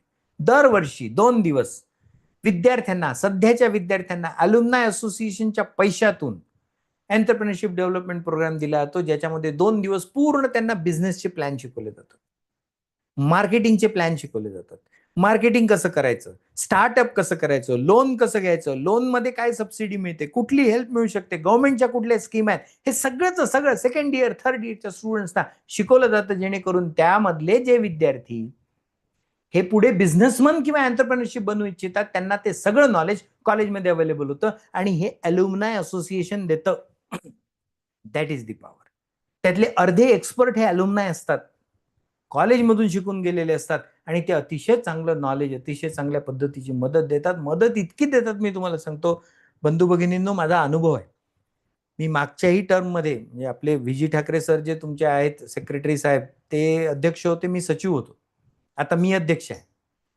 त्यांच्याही काळात आणि माझ्याही काळात जो ईडीपी झाला ना, त्या ईडीपी मध्ये स्टुडंट जे शिकून गेले ना, त्यांनी अक्षय सांगितलं की मला तुम्ही 25 ग्रॅज्युएट्स द्या, ग्रॅज्युएट झाल्याबरोबर नोकरीला लावतो मी. इतका इन्शुरन्स अलुमनाय देतात पॉवरफुली, कारण त्यांना कॉलेजमध्ये तेवढ्या पॉवरफुली आणलं जातं, कारण तेवढ्या पॉवरफुली त्यांना कॉलेजमध्ये स्टेज दिला जातो, कॉलेजमध्ये त्यांना एक्सपोजर दिलं जातं आणि त्यांच्या मदतीने हे सांगितलं तुम्ही करा मदत, ते करतात. असं असतं ना, शेवटी मदत मागणाऱ्यावरही मदत मिळणं अवलंबून असतं. बेसिकली म्हणजे तुमच्या लक्षात आलं मी काय म्हणतो, तर मदत मागता आली पाहिजे. हो, काही लोकांना मदतच मागता येत नाही, आम्हाला गरजच नाही, आम्हाला काही गरजच नाही, यात तोऱ्यातच असतो आपण. असं राहिलं तर होणार नाही. आपल्या आजच्या स्टुडंट्सना आपल्या इन्स्टिट्यूशनला डेव्हलप करण्याच्या दृष्टीने आपल्याला अलुमनाय कनेक्ट हा स्ट्रॉंग डेव्हलप करायचा असेल तर या सगळ्या मेथोडॉलॉजीज मधून जावं लागेल. ही मोडस ऑपरेंडी आपल्याला वापरावी लागेल, कारण त्या अलुमनाय कनेक्ट सेलसाठी हा जो 4C फॉर्म्युला आहे, 1 is connect, second is coordinate, third is collaborate and fourth is corpus. Corpus of 2 types. Number 1 is of money and second is of expertise. If we develop it in that way, then what will happen? Alumni connect cell, the strength of the institution which needs to be mobilized for the development of the institution. ही एक strength तयार होते आपल्या इन्स्टिट्यूशनच्या डेव्हलपमेंटला mobilise करण्यासाठी म्हणून, आणि ती आपण mobilise जर करू शकलो तर आपल्याला अलुमनाय कनेक्ट सेल हा पॉवरफुली एक्झिक्यूट करता येतो, जो ओव्हरऑल डेव्हलपमेंटमध्ये एक पॉवरफुल पिलर आपल्या कॉलेजच्या डेव्हलपमेंटसाठी म्हणून सिद्ध होऊ शकतो. So this is the way in which the alumni connect cell may be established. I know that in your college it is already established, but how to function it, how to monitor it in a proper way, and how to mobilize it for the overall development of the institution. These are the 4 steps which are to be done. And finally, one thing very important is that to monitor, to realize all these 4 C's, a very strong, dedicated team of the college as a coordination committee is needed, who will look after the overall functioning of this alumni connect cell and will prove the alumni connect cell or alumni association as one of the very important factors in the development of the college. त्या टीमवर अवलंबून आहे, त्या coordination कमिटीवर अवलंबून आहे की ते किती चांगल्या पद्धतीने त्याला ऍक्च्युअलाइज करतात. असं जर होऊ शकलं तर भविष्यामध्ये आपण क्लस्टर युनिव्हर्सिटीज मध्ये कन्वर्ट होणार आहोत हळूहळू. जेव्हा त्या क्लस्टर युनिव्हर्सिटीज होतील तेव्हा आपल्याला आपले कोर्सेस तयार करता येणार आहे, आपला करिक्युलम आपल्याला डिझाईन करता येणार आहे, आपल्याला आपल्या स्वतःच्या अनेक गोष्टी इंट्रोड्यूस करता येणार आहे आणि त्या इंट्रोड्यूस करत असताना रिअल फील्ड एक्सपिरियन्स आणि real field technology for real time technology आपण म्हणू त्याला, रिअल टाइम टेक्नॉलॉजी. हा रिअल टाइम शब्द तुम्हाला माहिती असेल. तो रिअल टाइम टेक्नॉलॉजी हा जो भाग आहे ना, की तिथे इंडस्ट्रीमध्ये जे चालतं तेच शिकवायचं. हे करण्यासाठी आपल्याला आपल्या ॲल्युमनायचा प्रचंड मदत होणार आहे. ते आपण सगळ्यांनी करत असालच निश्चित. पण आज या निमित्ताने चर्चा करून आपण एक विचार तयार केला, चर्चा केली की असं जर केलं तर जे नॅशनल एज्युकेशन पॉलिसीमध्ये अपेक्षित आहे की आपल्या कॉलेजमधून शिकून गेलेले सगळे विद्यार्थी आपल्याशी कनेक्ट होतील आणि एक चांगला स्ट्रॉंग सॉलिड बॅकअप बेस आपल्याला तयार होईल. तो तयार होण्यासाठी तुम्हाला सगळ्यांना प्रेरणा मिळो अशी इच्छा व्यक्त करतो आणि माझा विषय या ठिकाणी मी संपवतो. आपल्यापैकी कोणाला काही कमेंट, काही क्वेरीज, काहीही बोलायचं असेल तर एक 10 मिनिटाचा वेळ, 5-7 मिनिटं आपण घेऊ शकतो. The forum is open for discussion. Sir नमस्ते. नमस्ते. नमस्ते सर. अंकुश सर नमस्ते, प्लीज. नमस्ते सर. सर अतिशय छान प्रकारे सर तुम्ही आजचं जे प्रेझेंटेशन दिलं, आमच्या ज्या जुन्या आठवणी होत्या, ऍक्च्युली रिअल असं वाटलं की आपण आपल्या शाळेमध्ये ऍक्च्युली गेलोय तिथं आणि असं वाटलं की आपण शाळेसाठी काहीतरी केलं पाहिजे. सर नवीन पिढी आपण किती बिझनेस करू, हे करू, शिकू, हे करू, पण नवीन पिढीला घडवण्यासाठी जबाबदारी ही आपल्या शिक्षकांच्यावर आहे आणि अगदी ती बरोबर. आपण व्यवस्थितपणे पार पाडली पाहिजे. यातनं आम्हाला हे कळालं सर. थँक्यू. थँक्यू सर, छान वाटलं. छान वाटलं सर. थँक्यू.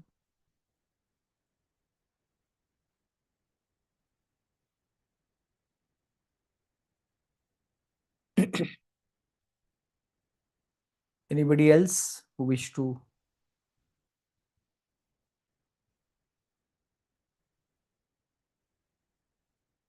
नमस्कार सर. नमस्कार. आवाज येस मॅडम. माझं नाव डॉक्टर करुणा देवी राऊत. मी पुण्यात राहते sir.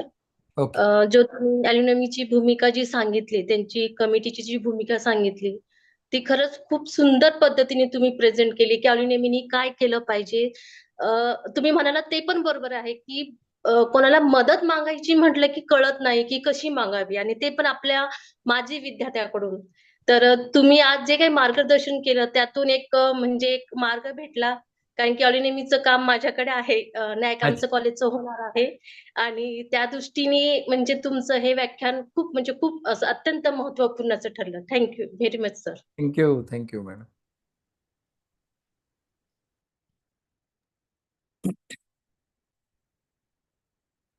Hello sir.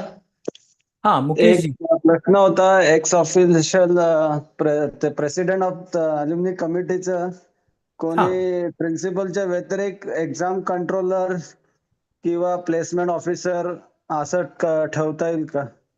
X official president. Sir कॉलेजमध्ये काय होतं की प्लेसमेंट ऑफिसर म्हणा किंवा एक्झाम कंट्रोलर म्हणा, हे जे आहे ना, हे आपले स्टॅट्युटरी पोस्ट नाही आहेत. ओके. हे आपण कॉलेजच्या फॅसिलिटेशन साठी तयार केलेले आहेत. ओके. स्टॅट्युटरी पोस्टवर असणारा व्यक्ती तिथे असावा, म्हणजे मग ते ओके. जास्त चांगलं होतं सर, है ना. ओके. प्रिन्सिपल व्यतिरिक्त कोणी दुसरं? हा, जसं लायब्ररियन राहू शकतो. लायब्ररियन जाऊ शकतो का? Okay sir. किंवा एखादा प्रोफेसर पण राहू शकतात काय. पण आपल्याला पोस्टला कसं आहे, एक्स ऑफिशियो लायब्ररियन असं म्हणता येतं. एक्स ऑफिशियल लायब्ररियन जर असेल तर मग लायब्ररियनच्या पोस्टवर जो कोणी येणार आहे तो तिथे राहू शकेल, असं होईल ते. Okay sir. Thank you sir. Okay.